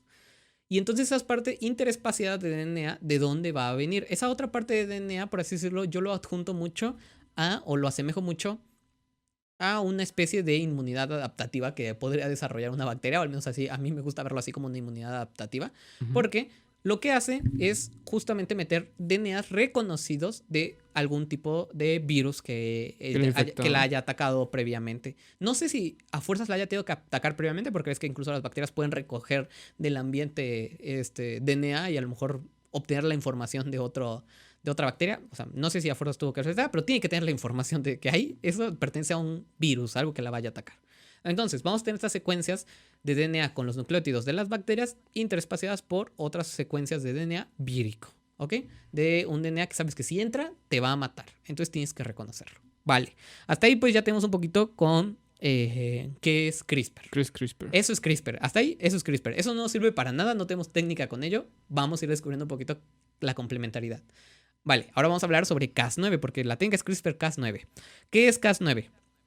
Los genes que están asociados a endonucleasas, ¿te acuerdas, Raymond, que tú hablaste de las endonucleasas? Que... Ujú, las enzimas de restricción. Exacto, es lo que dijimos. Literal, enzima de restricción igual a endonucleasa, ¿no? Entonces, el gen que está asociado con estas endonucleasas justamente es el gen Cas, ¿ok?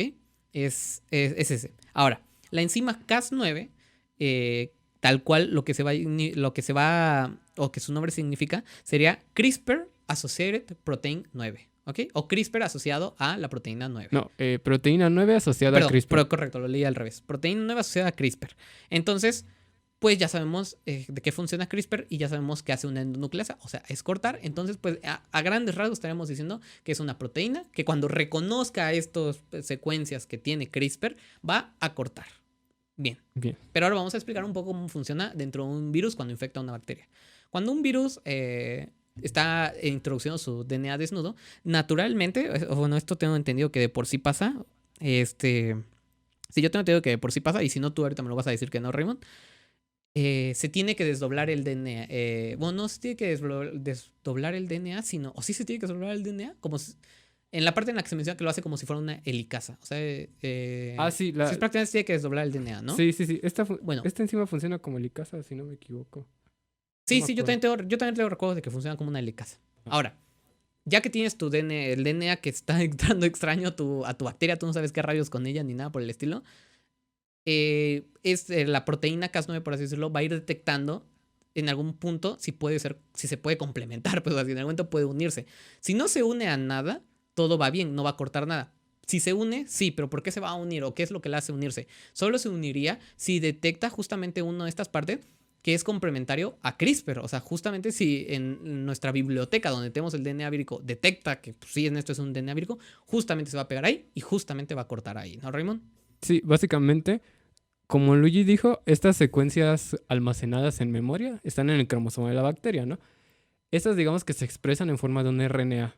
Ese va a ser una guía que va a estar dentro de la Cas9. Entonces, como dijo Luigi, abre el DNA nuevo, ese extraño que está ahí, y si se une con el molde de RNA que tiene, dice, aquí es donde tengo que cortar, Y esta Cas9, que es una enzima de restricción, corta. Y de hecho, pues hasta ahí ya tenemos una técnica muy, muy, muy, muy buena que hacen las bacterias para defenderse de los virus. Hasta ahí. No hay más que decir, ¿no? Simplemente eso.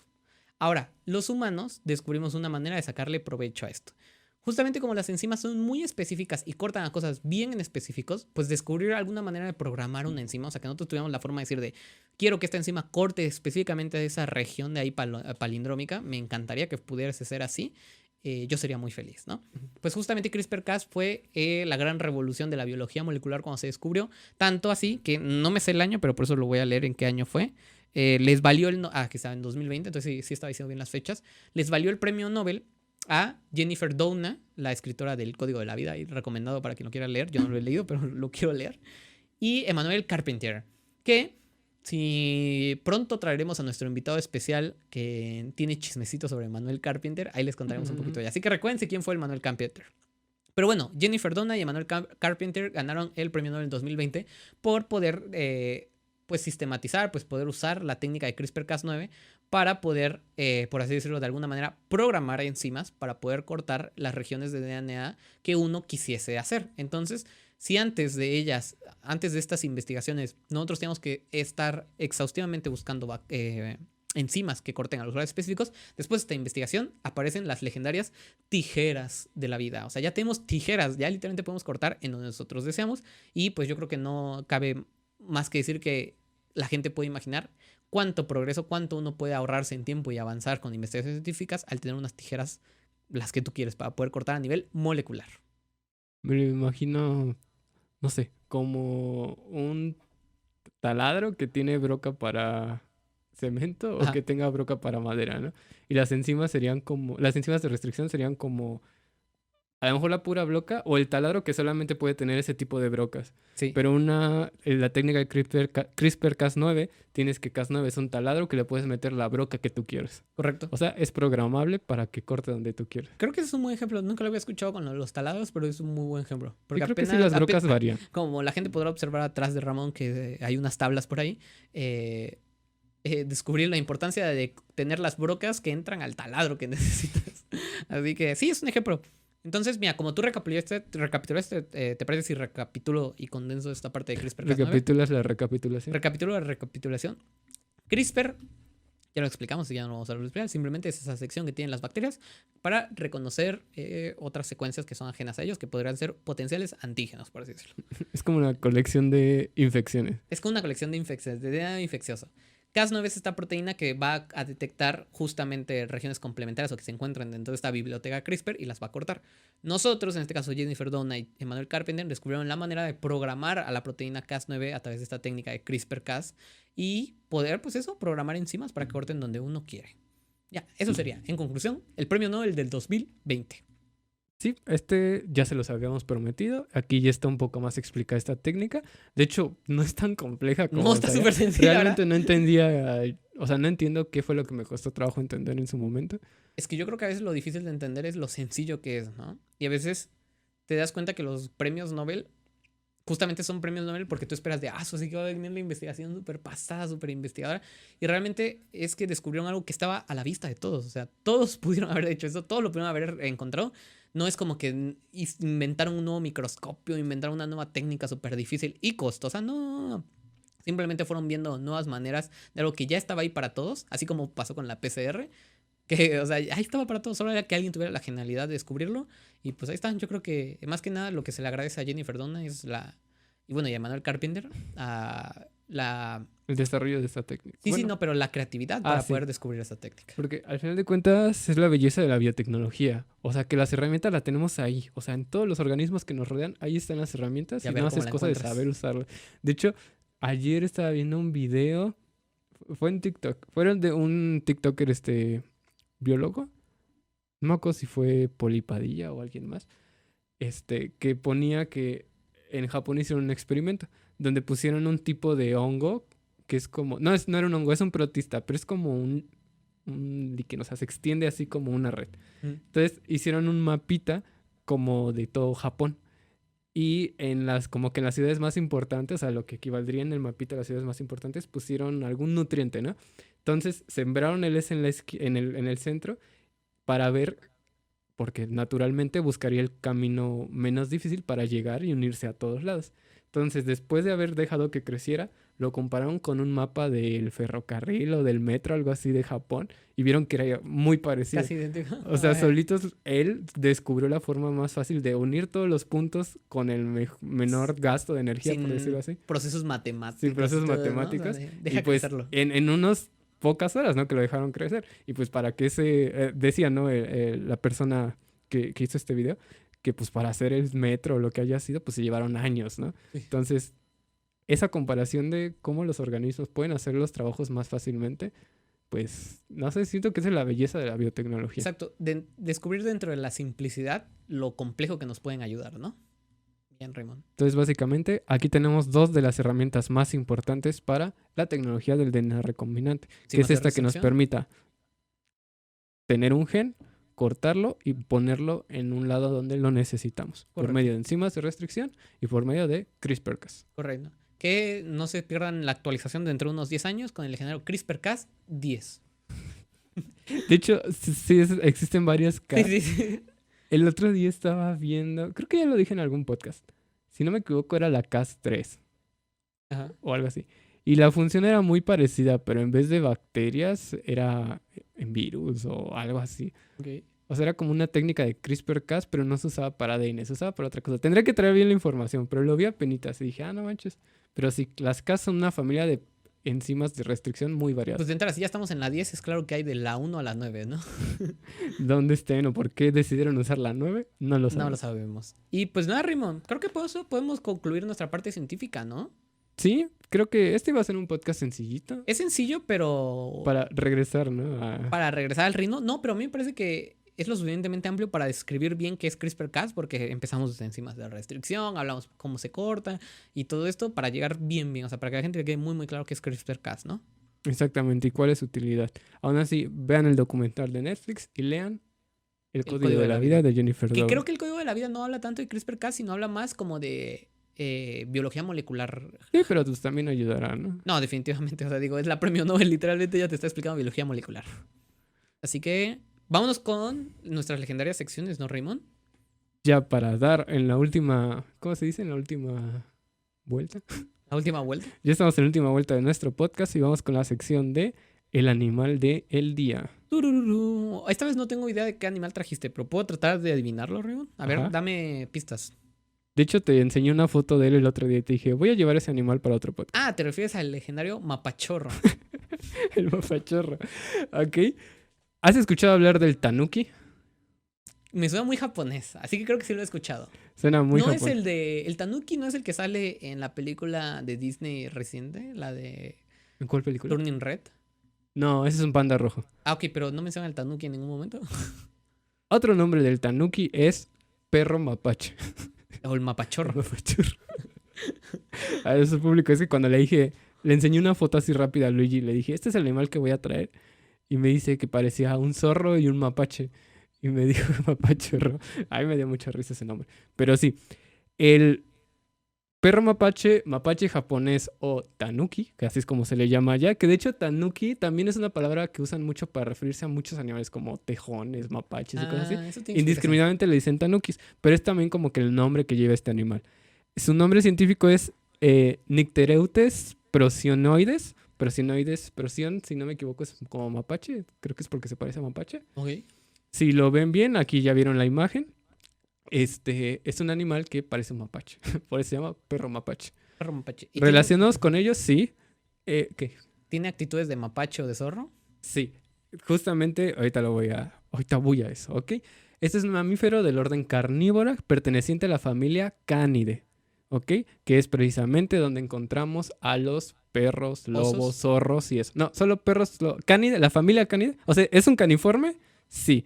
¿Qué significa caniforme? Que está relacionado con osos, focas, mapaches y esas cosas, ¿no? Mustélidos como los tejones. Pertenece a la familia Cánidae, que es específicamente donde están perros, dingos, coyotes, lobos, zorros. Ok. ¿Ok? Creo que sus parientes más cercanos son los zorros. No encontré exactamente cuál es su pariente más cercano, pero o sea, sí están muy relacionados con los zorros. De hecho, algunos científicos los agrupan dentro de los grupos de los zorros, ¿ok?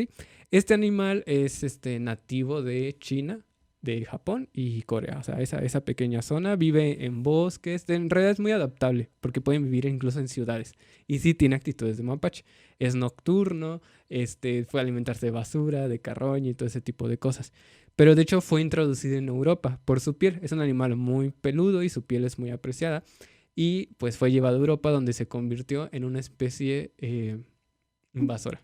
De hecho, es una de las especies invasoras que están prohibidas en España. O sea, en España no puedes tener ni de mascota un tanuki. Ok. ¿Ok? ¿Por qué? Porque esos animales pues se alimentan de la fauna silvestre de ahí. Animales chiquitos, lagartijas, ¿Gatos? mamíferos chiquitos. No creo que de gatos, pero sí mamíferos chiquitos, aves chiquitas y todo eso. Que pues obviamente no están acostumbrados a este animal y pues las terminan pues eliminando, ¿no? ¿Ratas? De la zona. Se alimenta de animales pequeños, carroña, basura e incluso de partes vegetales. Eh, Tubérculos, tallos, hojas y así, ese tipo de cosas. En realidad es un animal omnívoro, ¿ok? Vive en grupos pequeños, como les dije, es muy adaptable y es principalmente nocturno. Suele descansar en madrigueras, que ya sea que las haga él o se las robe a otro animal. Y de hecho es el único cánido que puede hibernar. O sea, ningún otro cánido hiberna. ¿En Sí serio? lo hace. En la cultura japonesa, de hecho, es muy apreciado. Si no me equivoco, hay un yokai que se llama Tanuki. Y entonces es muy, como que para el folclore japonés, ¿Qué si es un hablas de un yokai? tanuki, es como un tipo de espíritu que Ah, es, que ¿como un es Shinigami o algo así? muy shinigai. No, los yokai, de hecho creo que hay una caricatura en Disney XD que se llama Yokai Watch. Sí, sí, Yokai Watch. Sí. Ajá, tengo entendido que los yokai son como espíritus, no sé si decir demonios, igual me estoy equivocando, pero varios espíritus. Ah, te refieres a los que se llaman demonios de bolsillo. A los Pocket Monsters. A los Pocket Monsters. A los Pokémon. Los Pokémon. No, el tanuki es representado y como un animal gordo, o sea, panzón. Órale. Siempre lo representan con una botella de sake y Ah, con o sea, un sombrerito. alcohólico el chavo. Ajá, alcohol. Con un sombrerito ya sea de paja o de caparazón de tortuga, como les dije, Qué panzón. loco, el que tú me mostraste no sea gordito. No, pero sí lo representan, sus Ah, estatuas. ok. O sea, a las estatuas lo representan así. Le asocian poderes como el cambiar de forma, el que pueda controlar el clima o engañar a los humanos. Y Entonces ese es un legendario Nahual. es un nahual. Este, se le ve como una criatura traviesa y juguetona. Todo esto en el folclore japonés, ¿no? Como una criatura traviesa y juguetona, pero a la vez como muy glotón, bebedor y todo eso, y por eso se le representa panzón y con Y alcohol, ¿no? alcohólico. Hoy en día se les considera más bien símbolos de buena fortuna y prosperidad. Eso en el Sí, cuanto al bonitos. folclore y por eso es muy, muy apreciado. Entonces, esto es el tanuki, el perro mapache. Ok, ¿te parece si pasamos a mis preguntas sobre el tanuki? Sobre el tanuki, el mapachorro. ¿Por qué no le ponen mapachorro? ¿Tú estás acuerdo de que le cambiara el nombre de perro mapache a mapachorro? Aparte de Dora, yo le voy a decir mapachorro. El mapachorro. Primero, en América Latina lo podríamos tener legalmente. Supongo que sí. O sea, con los debidos permisos, tal vez, ¿no? Sí, yo creo que sí. Te digo que esa parte lo vi nada más que hablaba de España. Vi un mapa de dónde se distribuye y pues obviamente nada más está ya en Eurasia. O sea, nativo en China, Japón, Corea, e introducido en Europa. Ahora, mencionaste que es el único carnívoro. No, ¿Cánido? Cánido, perdón. Que puede invernar. Hibernar. ¿Qué de verdad en Japón llega a hacer mucho frío o algo como para que en las partes, como para que especies hibernen así como, no sé, la verdad no me imaginaba que Japón fuera un lugar como Sí, o súper sea, frío. Japón sí está muy en la parte norte. O sea, no al norte, pero sí está muy arriba. Entonces en invierno Sé que sí. hay nieve, o sea, de eso lo sé. Sí, pero yo creo que eso es ¿súper frío? suficiente. O sea, si estás en un país con un ambiente que cada cierto tiempo se congela, pues yo creo que los animales están muy adaptados para eso. Que de hecho, una vez en TikTok estaba viendo que hay gente en Europa, sobre todo, obviamente, la gente que está en Alemania y otros lugares, que les sorprende que haya gente que viva sin. O sea, que digas de, qué perfección vivir en un mundo donde no hay nieve, güey. Nunca nieva. Exacto, o sea, que dicen de, no puedo creer que en lugar, es que no ponían ejemplo de aquí, creo que era Argentina. Ajá. Ponían ejemplo, no puedo creer que de verdad vivas en un lugar donde nunca hay nieve. Y les están diciendo, no, pues a veces caen hielos, ¿no? O sea, porque cae granizo. ¿no? Pero no como tal, no cae nieve. Y todos de, no manches, o sea, eso está increíble, ¿no? Y pues todos los latinos dicen así como, no, es lo peor, nosotros siempre hemos querido jugar Queremos con un lugar nieve, con ¿no? nieve. Sí, sí, pero ellos dicen que no, que es de lo peor, que los carros se atascan, que las casas tienen que tener así como impermeabilizaciones, Sí. pero especiales para eso. De hecho, Solo en el norte de aquí de México nieva de vez en cuando, De ¿no? vez en cuando, pero así, y hasta es catástrofe atmosférico, ¿sabes? Que ponen de ya no está llevando Ah, yo creía que era natural. No, es como de que ya está valiendo cheto el cambio global, el cambio climático para que ya esté nevando en Nevando Monterrey, allá. ¿no? Sí, sí. Y también mencionaban en ese TikTok que incluso en esos lugares de Europa es ilegal si no limpias la nieve de tu casa. O sea, en tu patio, Sí, si sí. tienes nieve, es Tienes ilegal. que O sea, quitar. tienes que limpiarlo, te multan. Porque si se mantiene mucho esa nieve, genera estragos después en todas las calles y eso. Entonces, como que cada quien tiene que ser responsable de limpiar su nieve. Vaya. Sí ha de ser mucho cosa, ¿no? Sí, sí, sí, yo me lo imagino. Entonces, como que aquí dicen, no, qué bonito vivir en Latinoamérica donde no hay nieve. Y nosotros de qué bonito debe ser vivir en Europa donde no hay balazos. Ah, ¿qué otra duda tienes sobre el tanuki? Ah, sí. ¿Cuál es su altura máxima? Porque ese que me mostraste se veía bastante del tamaño de un gato, un perro, pero ¿cuál, o sea, como, de qué tamaño es para que me lo imagine todavía mejor? Esa es una muy buena pregunta. ¿Te parece si piensas en otra pregunta mientras busco ese dato? Claro, mira, entretengo a la gente. Tun, tun, tun, tun, tun, tun. No, sí. De hecho, cuando me mostraste al Tanuki por primera vez, te juro que yo pensé en el de la película de Turning Red, del que acaba de salir de Disney. Ajá. Pero no, sí, ya después me acordé que justamente el Es de un panda Turning Red rojo. es un panda rojo y que no pertenece a los pandas, creo. Sí, No, no, tiene solo su dice. propia familia. Y que de hecho ya lo trajiste una vez aquí al podcast, no sé si te acuerdas, el panda rojo, ¿no? No, O nunca lo he traído. hablamos solamente. Lo hablamos que creo que estaba relacionado con algún otro animal que Ya, mencionamos. ya. Algo así me acuerdo. Y bueno, en lo que encuentras el dato sobre De la hecho, altura. me acuerdo Ajá. que hay un anime. No voy a decir cuál. Es yaoi. Ok. Donde uno de los niños que aparece en ese anime quiere un tanuki y termina adoptando un pomeranian, que es café. Y para Se el niño parece. está segurísimo que es un tanuki Pero es un porque parece Pomeranian. mucho, pero es un pomeranian. Ah, Mira, ya, aquí estás dice, hablando de Beastars.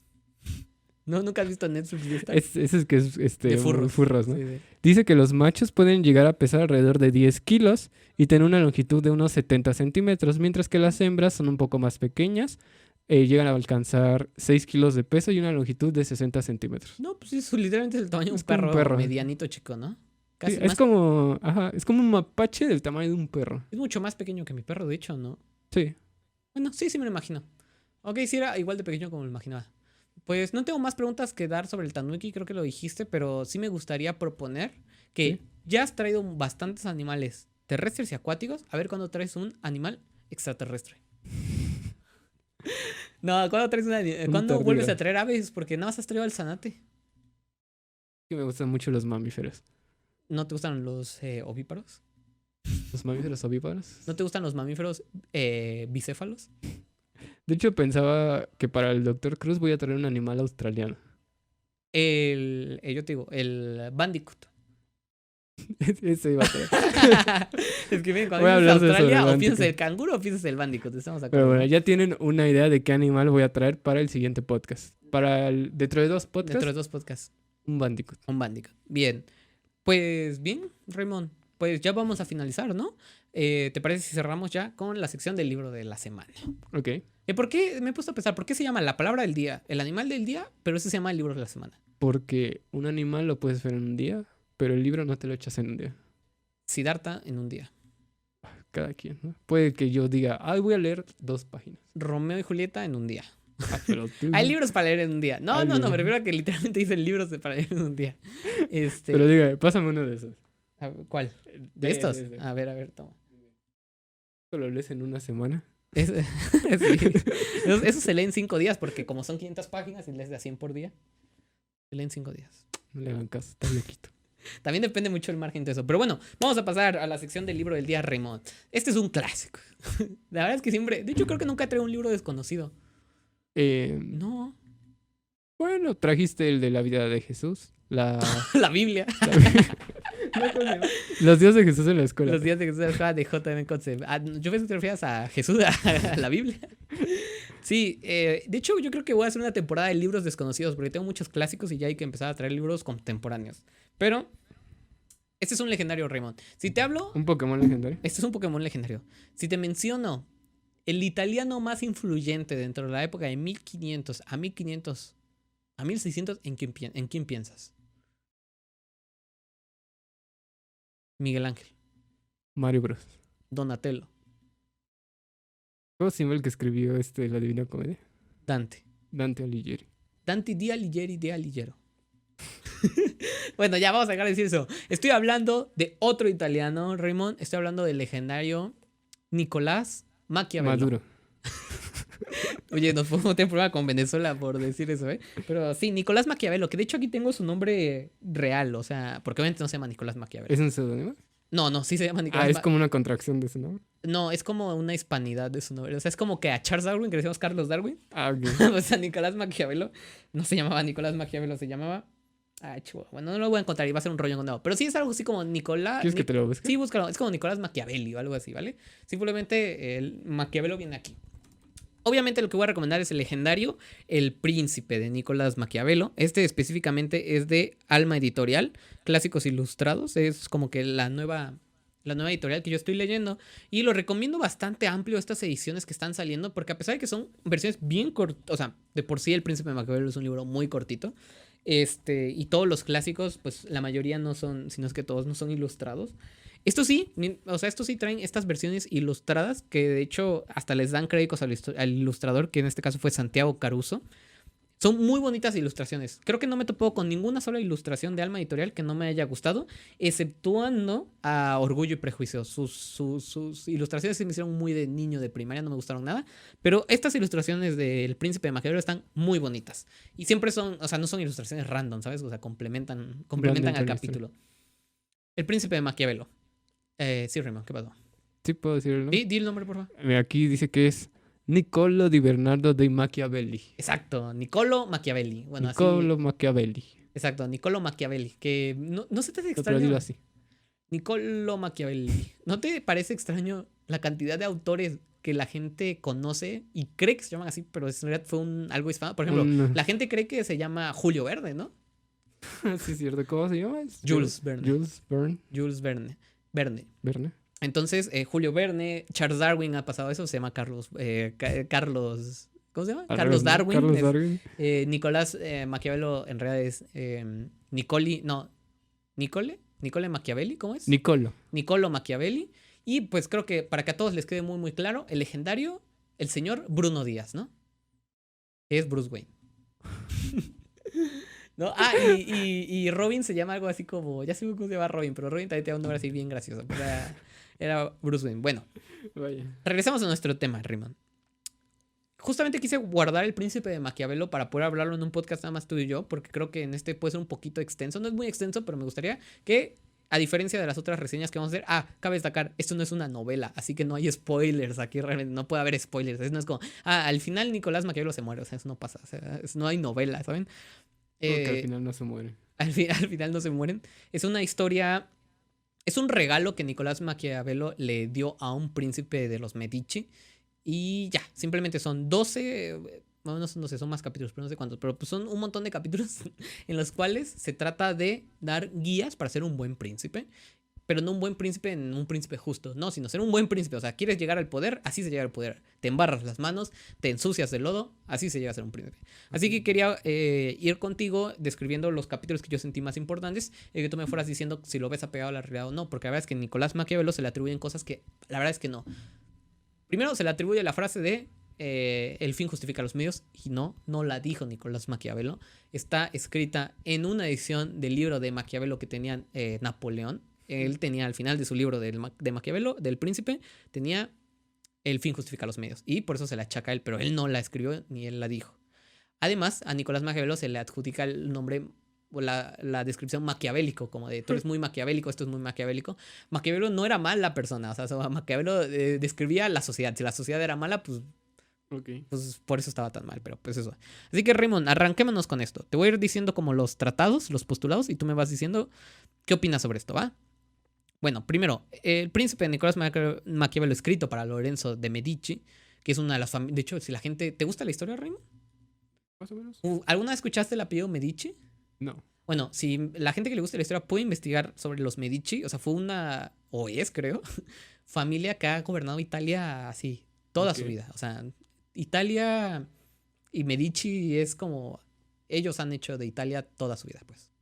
¿Italia tiene familia real? Tenía, obviamente, ahorita no sé si ahorita lo tenga. Qué curioso. Sí, pero sí tenía y los Medici fueron de lo más fuerte. Bueno, Raymond, primer postulado. Menciona Nicolás Maquiavelo que hay dos formas de llegar a un principando. O un principando es los que son o sea, el gobierno, no, el pueblo. El pueblo es el principado. O sea, el príncipe es el que gobierna al principado. Hay dos maneras de llegar a un principado. Conquistándolo o heredándolo. Si es conquistado, tienes que quitarle las armas, ¿ok? Pero si es heredado, entonces debes darle más armas. ¿Qué piensas sobre esto, Rigo? Ok, a ver, creo que ya habíamos visto algo así antes. Si es heredado, se entiende que debas quitarle las armas porque estás hablando de que te están dando un No, cargo. si es heredado, Ajá. debes darle debes más darles armas.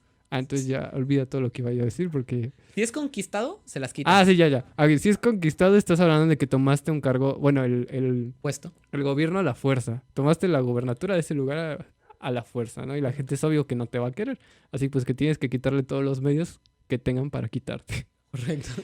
Por el contrario, si es heredado, bueno, es que igual lo puedes relacionar un poco con eso, porque al final de cuentas, no siempre alguien que hereda Es un deseado. reino es deseado, ¿no? Pero bueno, suponiendo que sí, y que le corresponde por derecho y que la gente respete mucho eso, debes darles armas, pero supongo para que ellos mismos defiendan su propio pueblo, ¿no? Bien, en este caso, y vamos a tratar de extrapolar estos principios a la actualidad para que se dé cuenta la gente lo importante que fue Maquiavelo. Lo veníamos diciendo en el camino Ramón y yo, que es un clásico, un libro que perdura durante el tiempo. O sea, que si lo puedes leer 500, 600 años después y aún así dices, wow, tiene importancia, me gusta, me hace aprender, eso es un clásico, ¿no? Y aunque ese libro habla de un principado, se supone, bueno, aplica para muchas formas de gobierno actualmente, ¿no? De hecho, así, esa gente así como tipo Carlos Muñoz y todos que son de marketing y todo esto, así como de tú puedes, todo eso, recomiendan que uses el Maquiavelo para aprender y ser como que alguien superior en los negocios, todo eso. Que, para que la gente lo sepa, Nicolás Maquiavelo escribió esta madre y nunca fue nadie importante, ¿eh? No, nunca estuvo al mando de un principado y nada. O sea, sí llegó a ser medio mandadero de gobernadores y así, pero nunca llegó a ser príncipe de nada. Sí. ¿A qué me suena? Exacto. Pero bueno, ejemplos de gobiernos latinoamericanos. Cuando lo toman, no, como sea que llegues, ya sea porque había, por ejemplo, aquí, es que no quiero hablar con México, un pueblo latinoamericano que logra tomar el pueblo por una revolución, o sea, lo quieres. Entonces, a veces lo que suelen hacer, si es que anteriormente se hacían votos, o sea, de que se votaba en democracia por obtener ese, pero tú lo obtuviste por el poder, pues lo que sueles hacer es entonces ya quitar la democracia, o sea, ya no vamos a hacer votos, ya me voy a quedar aquí yo siempre. Una manera de quitarle las armas en la actualidad al pueblo, pues sería quitarle, ¿qué arma? Pues el arma de que es el voto, o sea, le quitas el voto, así, aseguras quedarte, pues, es una manera de asegurarte en el principado. Quitarle las armas al pueblo para quitarte, es una manera, una buena manera. Yo creo que sucede mucho en Latinoamérica y así sucedieron muchas de las, ¿cómo se le llama? Dictaduras. Ahora, heredado en este sentido es de que en efecto el pueblo quiere que tú lo tengas. Okay. El hecho de darle armas al pueblo o darle más armas al pueblo, pues en aquel entonces y en la época que estamos hablando, que es la Edad Media, era como una manera de darle al, ¿cómo decir? Como al pueblo lo que quiere, o sea, de que sí, a fuerza nos están dando más armas. Quererte, ¿no? Sí, exacto. O sea, entonces como si llegas al pueblo de, digamos, en Estados Unidos lo podemos ver, llega el presidente, no sé, llega... Es que no, con Donald Trump no pasó, pero digamos que sí hubiera llegado Donald Trump en este caso y hubiera dado lo que quería y fuera justo de que, ¿qué quiere este pueblo? Que quiten a los mexicanos, vamos a quitar a los mexicanos y todo, ¡yeah! Y no importa realmente muchas cosas, sino darle lo que quiera al pueblo. Si están contentos contigo, dale lo que quiere y vas a asegurar que se queden ahí, o sea, que te quedes en el poder. Darle despensas y becas. Dale despensas y becas y lo que quieras. Y sí, entonces es eso un poquito. Ok. De hecho, le diste al clavo con ese, pero dijimos que no vamos a poner pueblo, no vamos a ver ejemplos mexicanos. ¿Dónde? En Venezuela. No hay que decir país. Ya hablamos de Nicolás Maduro. No vamos a decir países. Bueno, siguiente postulado. Menciona, si no te has ganado al pueblo, haz menos fortificaciones para no llamar la atención y enfocarte en tu pueblo. Si es que no te has ganado al pueblo, ¿ok? Si no te has ganado al pueblo, no hagas murallas. Concéntrate en tu pueblo. Gánate a tu pueblo. Perdón, ¿esas murallas se refieren a murallas dentro del pueblo o murallas rodeando al pueblo? Murallas rodeando al pueblo. Ok. No te refiere a que tú te aísles de tu pueblo. No. Murallas en el pueblo. Ok. ¿Vale? Digo, rodeando el pueblo. Sí. Si no te has ganado al pueblo, no hagas murallas alrededor del pueblo. Concéntrate en tu pueblo. Más que nada es no hacer murallas para no llamar la atención. Porque en aquella época, un pueblo amurallado que tenía dinero para hacer murallas tan grandes, pues se suponía que era un pueblo rico, ¿no? Si lo atacamos y lo vencemos, vamos a sacar buen dinero. Ahora, Entonces, si tú estás bien con tu pueblo, o sea, si tu pueblo está muy bien, entonces sí que haz fortificaciones, y hasta te lo dice Maquiavelo, y vendrán las guerras. Pero Ok. saldrás victorioso. ¿Qué opinas sobre esto, Raymond? ¿Estás de acuerdo con este postulado? A ver, ya no voy a pensarlo literalmente, sino vamos a ver cómo lo puedo extrapolar. Me imagino que primero, me imagino que primero tiene que ver la forma de, como dijiste, ganarse al pueblo, ¿no? O sea, es que no sé cómo decirlo. Siento que aislar el pueblo, o sea, poder morir es como aislar al pueblo de el exterior, ¿no? O sea, que el pueblo solamente se quede aquí y que no haya ningún tipo de contacto con otras cosas. Siento que eso va mucho, por ejemplo, con dictaduras, ¿no? De que ustedes nada más van a hacer lo que se hace aquí y todo ese tipo de cosas. Al final de cuentas, también el propio gobernador se está limitando a quedarse a expensas de que pues no va a poder escapar de su propio pueblo. Y por tanto, debe primero haberse ganado al pueblo para que el pueblo para que pueda tener la confianza primero de que su propio pueblo no lo va a matar mientras está ahí dentro de esa muralla Correcto. que no le permite escapar, ¿no? Exacto. O a lo mejor no que no lo va a matar, pero sí que no lo van a derrocar, que no lo van a pues, ignorar, ese tipo de cosas, ¿no? Correcto. De hecho, justamente Maquiavelo pone un ejemplo dentro de ese capítulo en el cual es que cabe destacar que Maquiavelo pues argumenta todo, o sea, te pongo ese postulado, pero además te pongo 5 o 6 ejemplos de pues que justifiquen por qué te estoy diciendo esto.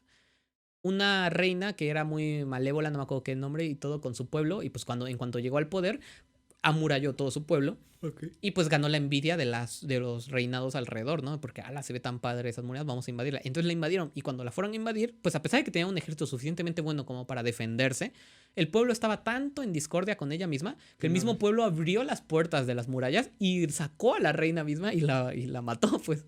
Entonces es de que, pues, ¿de qué te sirven esas murallas si no estás bien con tu pueblo? Esas murallas van a terminar siendo tu cárcel, pues. Sí. Ejemplo normal hoy en día. Si te has dado cuenta que cuando termina mal una dictadura, bueno, pues un sexenio en un país que no está aquí, que no es este, los presidentes se van. ¿Te has dado cuenta que, bueno, yo ya Sí, sí. me He voy? decidido vivir en otro país, no por una razón en específico. Exacto, no porque las leyes no me alcancen hasta acá, exacto. Entonces es como de, pues no te enfoques en poner restricciones, sino pues si estás mal con tu pueblo, asegúrate de tener una salida al mar, ¿no?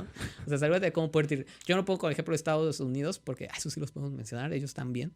Pues cuando estaba con la época de Donald Trump, si él se hubiera enfocado tanto con lo de ves que quería poner su muro según para todos, si el pueblo, es que hay muchos factores porque lo que estaba haciendo Donald Trump favorecía que los estadounidenses lo amasen más, ¿ok? O sea, si los estadounidenses ya había mucha gente que quería a Donald Trump, desgraciadamente. Pero bueno, si el pueblo no hubiese querido a Donald Trump y además él se enfoca en poner un muro, los mexicanos ya estábamos enojados, ¿no? Entonces, tanto el presidente de México se hubiera puesto en contra de Donald Trump, y ahora imagínate que el mismo pueblo de Donald Trump se hubiera puesto en contra de Donald Trump. O sea, ya todo ya todo se va En al carajo, ¿no? contra. Exacto, porque no hubiera encontrado asilo fuera de Estados Unidos aquí en México. Obviamente a lo mejor se hubiera ido a Europa, etcétera. Pero entonces es todo eso.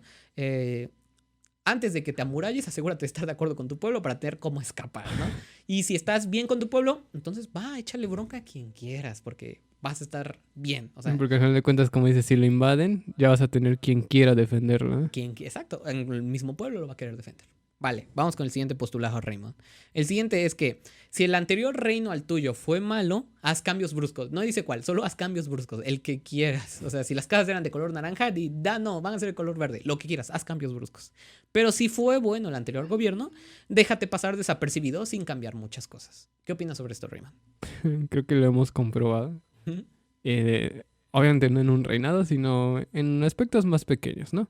A lo mejor en una coordinación de algo. Pero son políticas Pero chiquitas, ¿no? son políticas chiquitas.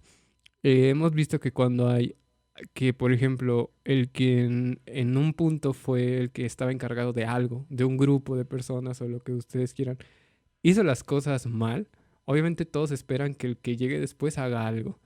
Como dice Luis, no importa, han hecho todavía algo peor o han hecho algo muy bien, pero al final de cuentas los recuerdan, ¿no? Por Sí, decirlo sí, así. O sea, es como que dejan una marca muy importante. Aunque hayan mejorado o empeorado las cosas, dejan una marca que las personas lo siguen recordando. sí. Pero, por ejemplo, en los casos donde algo hicieron bien y llegaba alguien a querer cambiarlo, eso todo lo tiraba Sí. o sea, lo tiraba, ¿no? Lo echaba para abajo, ¿no? Y entonces sí hemos visto que como que pasa mucho y que funciona, que el que le siga no haga nada. O sea, a lo mejor siga las cosas como se Súper establecieron en ese desapercibido. punto y ya hasta que acabe su cargo y llega la otra persona y a lo mejor ya la siguiente ya puede hacer un cambio nuevo, pero de mientras se mantiene bien porque así las cosas ya se estabilizaron, ya todos están tranquilos y no pasa absolutamente nada. De hecho, yo te voy a poner el ejemplo de nuestro país. Diciendo, no vamos a poner ejemplos de países, pero de nosotros, el ejemplo de nuestro país. Estamos de acuerdo que el pueblo mexicano ya está muy enojado con tanto tiempo de dictadura, de reinado, de... Pues que el PRI estuvo en la presidencia, ¿no? Y también luego el PAN. O sea, estuvo un poco enojado con ello. Independientemente de tú seas PRI, pro PAN, pro PRI, no importa. O sea, el pueblo en general, o de la gente en general, estaba en contra del PRI. Ya no le gustaba eso, ni tampoco el PAN.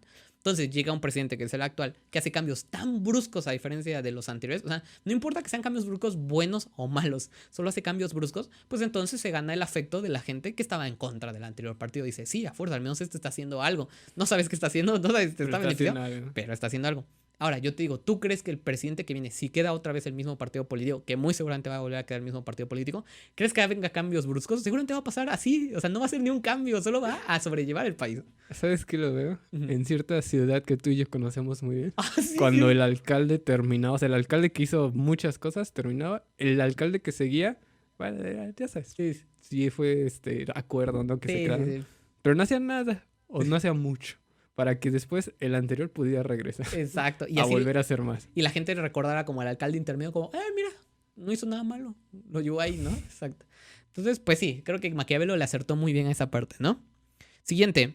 Es que antes a los príncipes se les tenía mucho de que debían de ser representaciones dignas. O sea, como que Ok. tú eres un príncipe, tú tienes que ser ejemplo de ética, de una buena persona. Pero Maquiavelo aquí, y es donde entra la parte maquiavélica del libro, rompe completamente con ese estigma y dice, no, no, tú no debes ser como un león. Al contrario, bueno, tienes que ser como un león, pero además también tienes que ser como una zorra. Como un mapachorro. Como un mapachorro. Y no hablo de una zorra en el aspecto sexual, sino literalmente como un zorro, pero en este caso una zorra. Yo creo que Maquiavelo sabía que el género femenino de los zorros estudia más perspicaz y astuto. Porque Aunque literalmente como bueno, zorra. creo que a veces he escuchado que nombran indistintamente a la Zorro, especie zorra. como zorro o zorra. Ah, pues ahí está. Pero creo que ya lo vemos como un nombre malo. Sí, creo que sí. Bueno, menciona que un príncipe debe ser como un león y un zorro al mismo tiempo, ¿no? O una zorra. La gente debe verte como buena persona, ¿ok? La gente te debe ver como un león, pero debes saber cuándo obrar mal para beneficiar al Estado, ¿ok? Nada importa más que el Estado, nada. Ni la religión ni la ética.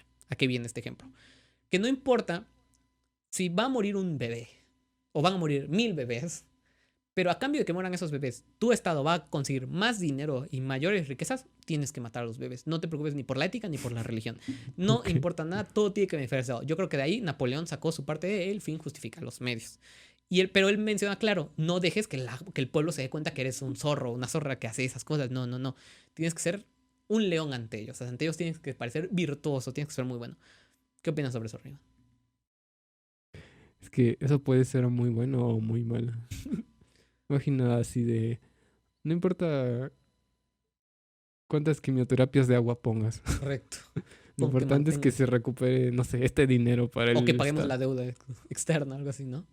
Así suena tan feo como eso. Correcto. Pero, Así que, en parte, también siento que entra un poco esa, no sé si decir ética, pero esa de que se beneficie la mayoría. correcto. Como el típico de si ahí viene un tren y tú tienes que desviarlo y de un lado hay un niño, ¿no? Y del otro lado hay 20 personas, Matas al niño. pues lo vas a desviar a donde va el niño, ¿no? Porque vas a causar menos problemas. Correcto. Está fuerte, pero a veces creo que es muy necesario tomar ese tipo de decisiones. O sea, obviamente en lo que se refiere a decisiones que van sobre una sociedad completa, un gobierno, un pueblo, pues.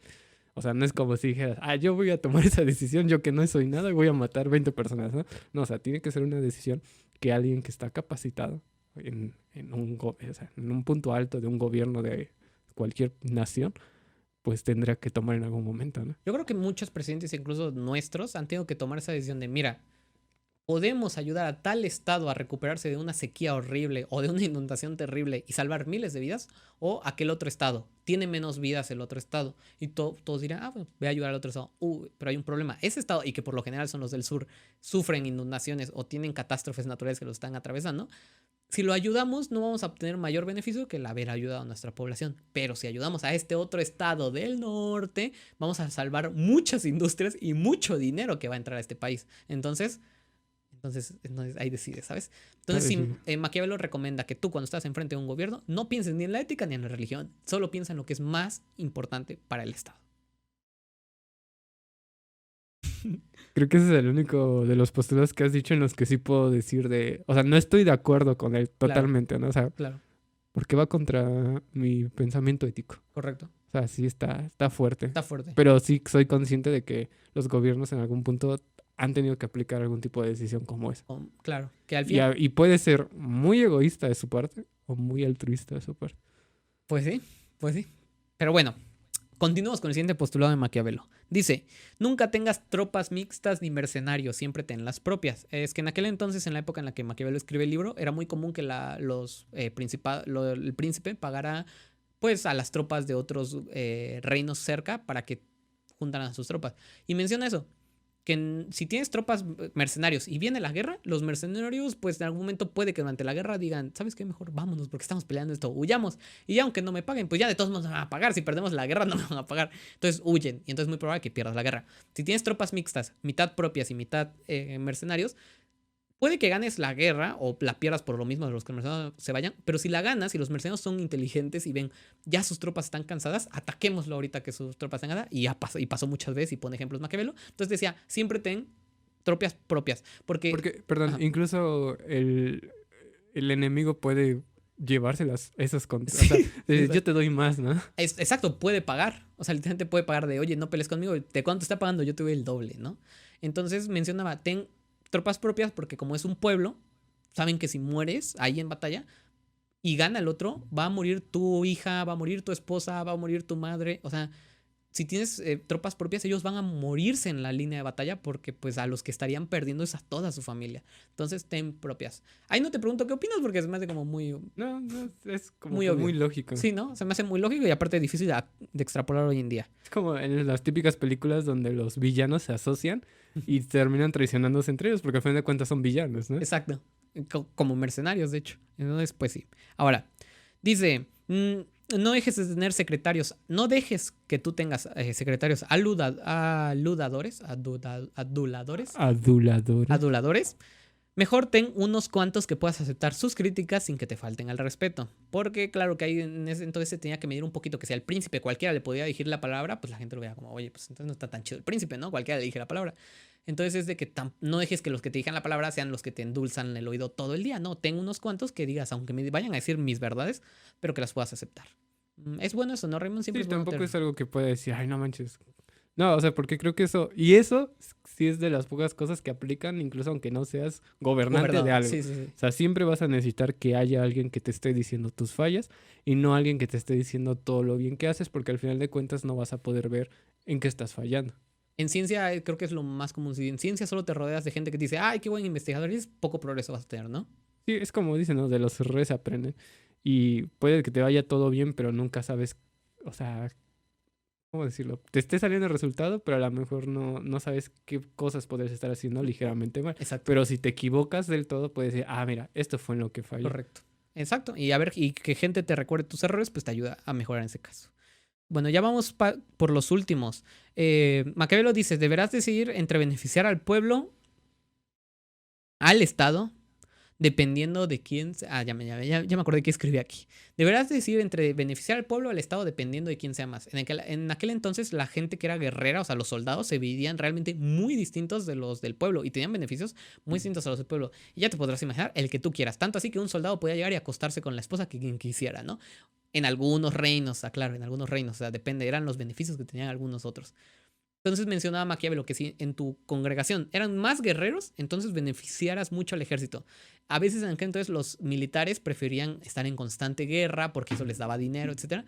Entonces si son más militares, pues haz lo que ellos quieren. Si quieren guerra, haz guerra porque pues ellos son más y si no te van a conquistar. Y si el pueblo es más, más que los soldados, entonces no hagas guerra, haz lo que quieren los del pueblo. Entonces Maquiavelo decía, haz lo que quiera la mayoría. ¿Qué opinas de eso, Raymond? ¿No te asemeja a algún gobierno que como apuesta hacia lo que quiera la mayoría, justamente está ganando todo? Sí. Va un poco relacionado a lo que dije hace rato en otro de los postulados, donde beneficiar a la mayoría. Porque al final de cuentas es la que, o sea, la mayoría es la mayoría, ¿no? La mayoría O sea, va a la vencer, mayoría es ¿no? la mayoría. Y entonces en cualquier caso, si están en tu contra, pues va a ser más fácil que te quiten. Así que Correcto. tienes que ganártelos. Cabría, Es triste. cabría destacar independientemente de eso. Vete con la mayoría, independientemente creas en ellos o no, o independientemente estén bien o mal. O sea, si la mayoría dice suicidio colectivo, pues si la mayoría lo dice. O sea, ¿sabes? Sí, sí, sí. Es saber ganártelos, saber, ¿cómo decirlo? Como no manipularlos, pero Ajá, sí saber qué es lo que les gusta a ellos para dar eso, para para, dárselo. sí, Pues sí, para que te mantengas. exactamente. Apostar a la mayoría, de hecho, en eso se basa casi todos los gobiernos populistas. A ver, vamos al siguiente. Ah, bueno, esto es una pregunta para ti que de hecho puse acá. Que dice, ves que te dije, dependiendo de quién es el pueblo o el ejército, aprende a beneficiar a quien sea más. Antes, en la época de Maquiavelo, era el pueblo o el ejército. Hoy en día es el pueblo y quién más. ¿Tú quién crees que es el ejército hoy en día? No, pues yo también creo que es el ejército mismo. Si no contesta. Porque para que no lo sepan, en la historia de Latinoamérica pasó muchísimas veces y Argentina apenas publicó una película muy bella que es Argentina 1985, que podrán ver ahí en Amazon Prime, que es justamente un pueblo democrático que el ejército militar de repente dijo, a la ver, vamos a tomar el pueblo, y lo tomaron, los militares tomaron el pueblo, y pues justamente generó una de las dictaduras más terribles que hubo en Argentina, y en la película pues habla del juicio que se usó después a ellos. Entonces, o sea, para la gente que se le haga muy desquiciado y que no pasa, no, créanme que en muchos pueblos de Latinoamérica el ejército ha tomado al país, o sea, ha quitado al presidente y ahora nosotros gobernamos. Entonces, ¿tú crees, Raymond, que hoy es pueblo y ejército? ¿O acaso hay otra entidad ahí que digas, no, pues sí hay que tener en cuenta esa entidad porque si son más hay que beneficiarlos mejor a ellos? A ver, yo creo que no se vuelve excepción lo de pueblo y ejército porque hay países donde aplica. Sí. Ese es un hecho. Entonces, hay lugar donde eso va a ser. En cuanto a otros países, siento que va a ser entre pueblo y, voy a decir, dirigentes. ¿Ok? O sea, porque estoy hablando de que no nada más va a ser el presidente el que está en el cargo, ¿no? Correcto. Sino también, no El sé, gobernador tal. gobernadores, alcaldes, diputados, todo ese tipo de cosas, ¿no? Ok. Siento que esa podría ser una. No sé si a eso te refieres. Podría ser La así. otra incluso hasta veo o pienso en lugares donde en lugar de beneficiar a su pueblo, benefician a los extranjeros que Ujú. están aquí. Entonces sería de Exacto. el pueblo nativo contra extranjeros. Exacto, justo es lo que quería. No lo pongo tanto dentro del mismo gobierno porque pues sí todavía tengo esta idea de que el gobierno, o sea, ¿cómo decirlo? Al gobierno lo tiene que suscitar, ¿cómo se dice? Suspiciar, ya sé cómo te lo dice. Algo más, o sea, tiene que tener un dinero extra. Y si no te cae ese dinero, no importa si seas buen o mal gobernador, te va a ir mal. O sea, te van a quitar, no tienes dinero, ya. Entonces yo creo que hoy en día es eso, es pueblo o principales, es que no quiero decir capitalismo para no sonar súper izquierda, pero es como pueblo o empresas, pues. O sea, si los empresarios tienen hoy en día más poder y son más, pues a veces al presidente le tiene que convenir, le tiene que decir, no, pues tengo que hacer acaso a los empresarios que me están pidiendo esto, porque si no les hago caso y como son más poderosos y más que mi pueblo, pues me van a quitar ellos. En este caso, si estamos en un país donde el pueblo es mayor que tus empresarios y todo, pues puedes hacerle caso al pueblo y los empresarios, por mucho que se quejen del aumento de impuestos a ellos, por tata, pues no te van a poder quitar. Entonces yo creo que hoy en día ya jugamos, por ejemplo, Estados Unidos para mí es así como gobierno y todas las empresas como Google, Apple, que ya están hasta acá arriba y que ellos son los que controlan para mí al gobierno de Estados Unidos. Entonces es como eso. Yo hoy en día veo como pueblo o empresas, no sabría cómo decirlo realmente. Ok. Bueno, siguiente. Ya no nos faltan dos más. Dice, no hay reglas fijas, jamás hay reglas fijas. Debes moverte siempre dependiendo de las circunstancias. Tu actitud debe ir con respecto a la época. ¿Qué opinas de eso? Pues siento que es tan básico como de tienes que adaptarte a lo que está la sociedad actual, ¿no? No tiene caso gobernar con ideas arcaicas. Siento que ese es mucho el problema de lo que, bueno, no sé, actualmente ese tipo de lucha sigue existiendo de conservadores contra liberales. Sí, en Estados Unidos. Ok, No, pero, pero en Estados Unidos no, pero en Europa ajá, bastante. que bueno, lo vimos en la historia de muchos países latinoamericanos, ¿no? Porque hicieron revoluciones.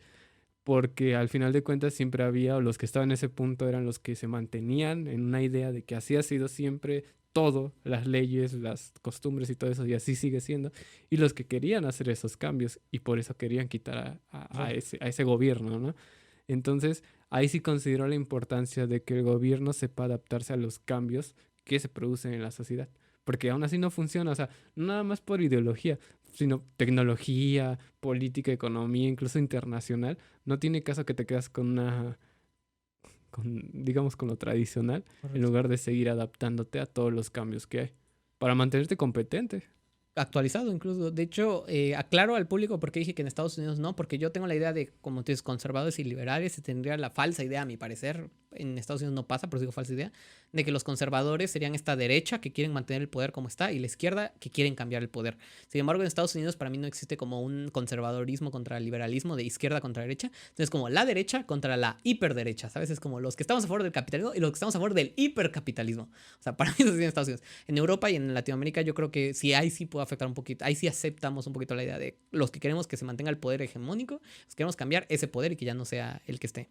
Pero sí, yo justamente también pues pondría el hecho de que la cultura de la cancelación, toda esta parte que vino ahorita muy fuerte, lo de feminismo, muy parte el Black Lives Matter, si se llamaba así, en ¿No? Estados Unidos. O sea, todos estos movimientos que se han suscitado, si eres un gobernador perspicaz y pues amaestrado por Maquiavelo, pues lo que te diría Maquiavelo es, por muy mal que te caiga el feminismo, por muy mal que te caiga, si eres racista o incluso si eres antiprogre o lo que sea, si eso es lo que domina la época actual, celo, para que entonces pues subas así como la subas muy fácil dentro del gobierno. Y creo que lo podemos ver con influencers, incluso con gobernadores y varios líderes de opinión, que están ahorita siendo líderes de opinión únicamente porque obedecen a lo que la gente quiere. O sea, si la gente quiere inclusión, hacen inclusión y entonces yo soy el mejor líder de opinión que existe. O sea, es una gran cosa que Maquiavelo yo creo que acerta totalmente de tú apégate a la época, o sea, no te quedes atrás, apégate a la época. Si la época dice que hoy en día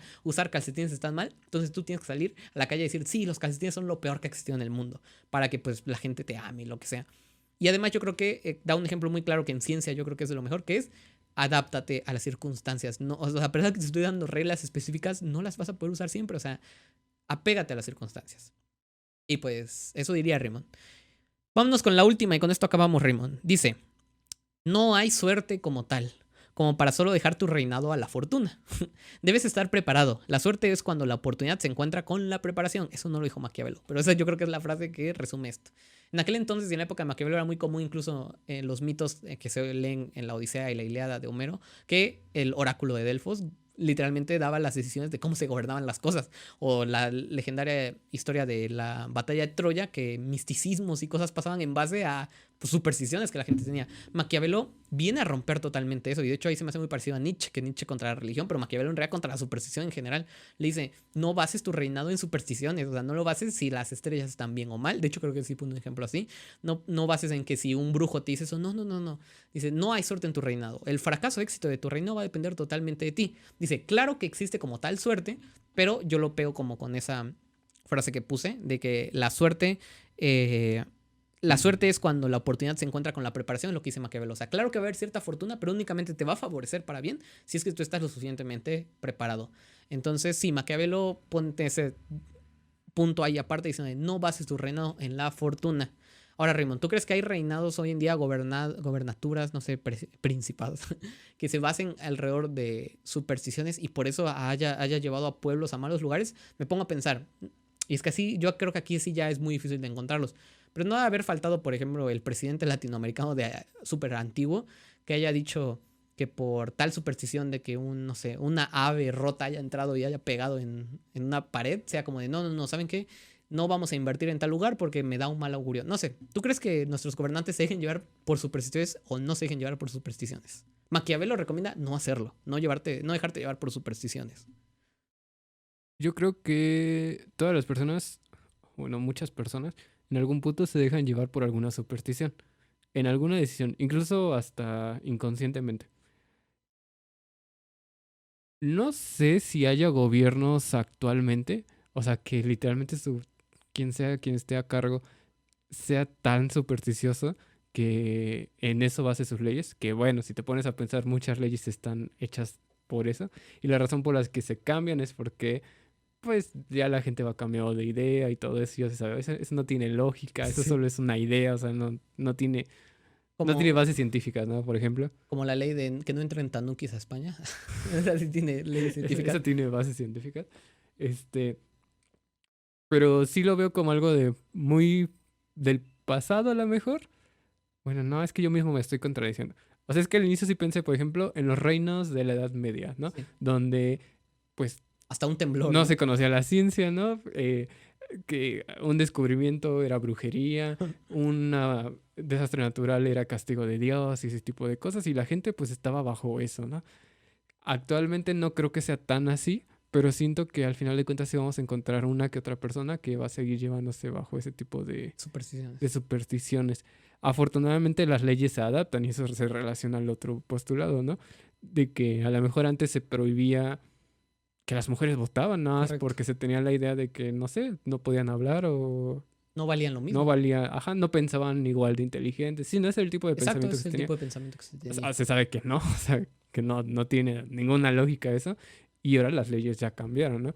Pero sí siento que aún así hay muchas leyes. Por ejemplo, tan solo el hecho de que ciertos grupos de personas no sean aceptados en algunos países. Correcto, oye, creo que le acabas de dar Sí, al clavo sobre con supersticiones, ¿sabes? sí. Como de, pues, ¿qué, o sea, qué hay ahí? O sea, solo es una ideología, ¿no? Ujú. Y pues nada, Raymond, con eso acabaríamos el análisis del Príncipe Maquiavelo. Recomiendo a la gente leerlo. Esta es la edición de Alma Editorial. Bastantes caritos, pero a mi parecer lo vale. Está No es por bonito. una gran traducción, sino por lo bonito que se ve. La Ujú. traducción, de hecho, son prestadas, siempre son cedidas a veces por editorial EDAF. O sea, les venden los derechos de su traducción. En este caso, la traducción, prólogo y notas son propios, sí, de Esteban Mols Paul. Sí, sí. En este caso sí es traducción propia de Alma Editorial, así que pues está muy bien. Eh, nada, obviamente los postulados que nosotros acabamos de dar son muy breves de cada capítulo que yo pude sacar. Yo creo que Maquiavelo se los va a explicar de la mejor manera si ustedes leen su libro. Y ya, al final se van a topar una paradoja muy bonita que es que Maquiavelo dice, no te dejes llevar por aduladores, pero al final del libro Maquiavelo le dice al príncipe Lorenzo de Medici como de, no, tú eres el mejor príncipe, eres lo mejor que ha pasado en este mundo, eres tan bueno que creo, y como Maquiavelo estaba en contra de los extranjeros que entonces se encontraban en Italia, o sea, yo creo que Italia necesita que alguien quita a los extranjeros de Italia, y solamente un príncipe tan honrado y tan bueno como usted podría hacerlo, ¿no? Entonces Maquiavelo prácticamente le aplica una manipulación ahí bien pasada de madre a Lorenzo di Medici. Y ya, es una curiosidad dentro de ese libro. Y nada más para recordar a la gente, no, Maquiavelo no dijo, el fin justifica los medios. Conclusiones del capítulo de Raymond. Ok.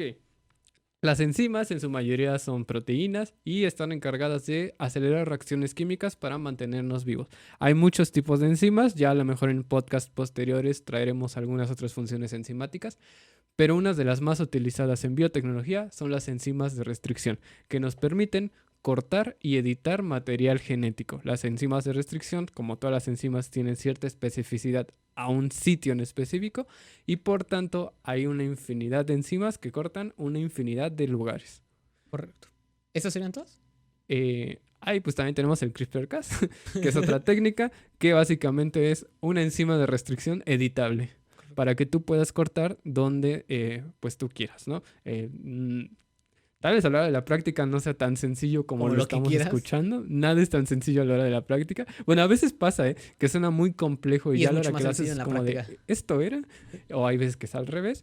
Pero pues estas dos son herramientas muy utilizadas en tecnología del DNA recombinante para pues obtener nuestros transgénicos o nuestros organismos genéticamente modificados. Perfecto. Yo concluiría con el hecho de que ahora creo que la gente ya va a saber un poquito más sobre las enzimas, lo importante que son, tanto así que si no existiesen tampoco existiríamos nosotros. Aceleran, a grandes rasgos aceleran, catalizan, pues, o sea, de hecho está ese nombre catalasas está en base a cómo se descubrieron las enzimas. Y pues nada, el CRISPR-Cas, un gran invento, un gran descubrimiento que no es como que en el 2020 sucedió, no, es una gran investigación de fondo en el cual se unieron Jennifer Doudna y Manuel Carpenter porque no trabajaron en conjunto, sino juntaron investigaciones. De hecho, si no me Entonces, equivoco, una es estadounidense y la otra es francesa. francesa. Jennifer Doudna estadounidense, Manuel Carpenter francesa. Ujú. Entonces, sí. pues nada, toda nuestra admiración a las 2 premios Nobel del 2020. Luego les traeremos los premios Nobel de los siguientes años para que igual sepan de qué se tratan sus investigaciones. Y repito, Maquiavelo no dijo el fin justifica los medios. Y ya, eso sería Y todo. si Ajá, ves un tanuki en España, denúncialo. mátalo. Denúncialo. Denúncialo. Mételo a la cárcel. ¿Lo meterías a la cárcel? Haz lo que sea mejor para la mayoría. Haz lo que sea lo mejor para el Estado. Ahora, si eres una persona y 3 tanukis, creo que no es lo mejor para la mayoría. Si yo fuera una persona y 3 tanukis, propondría una rebelión hacia el gobierno para que gobiernen los tanukis. Y firmaremos una petición para que se le nombre Mapachorro. Like al mapachorro. Y pues nada, nos estamos viendo. Hasta luego. Bye.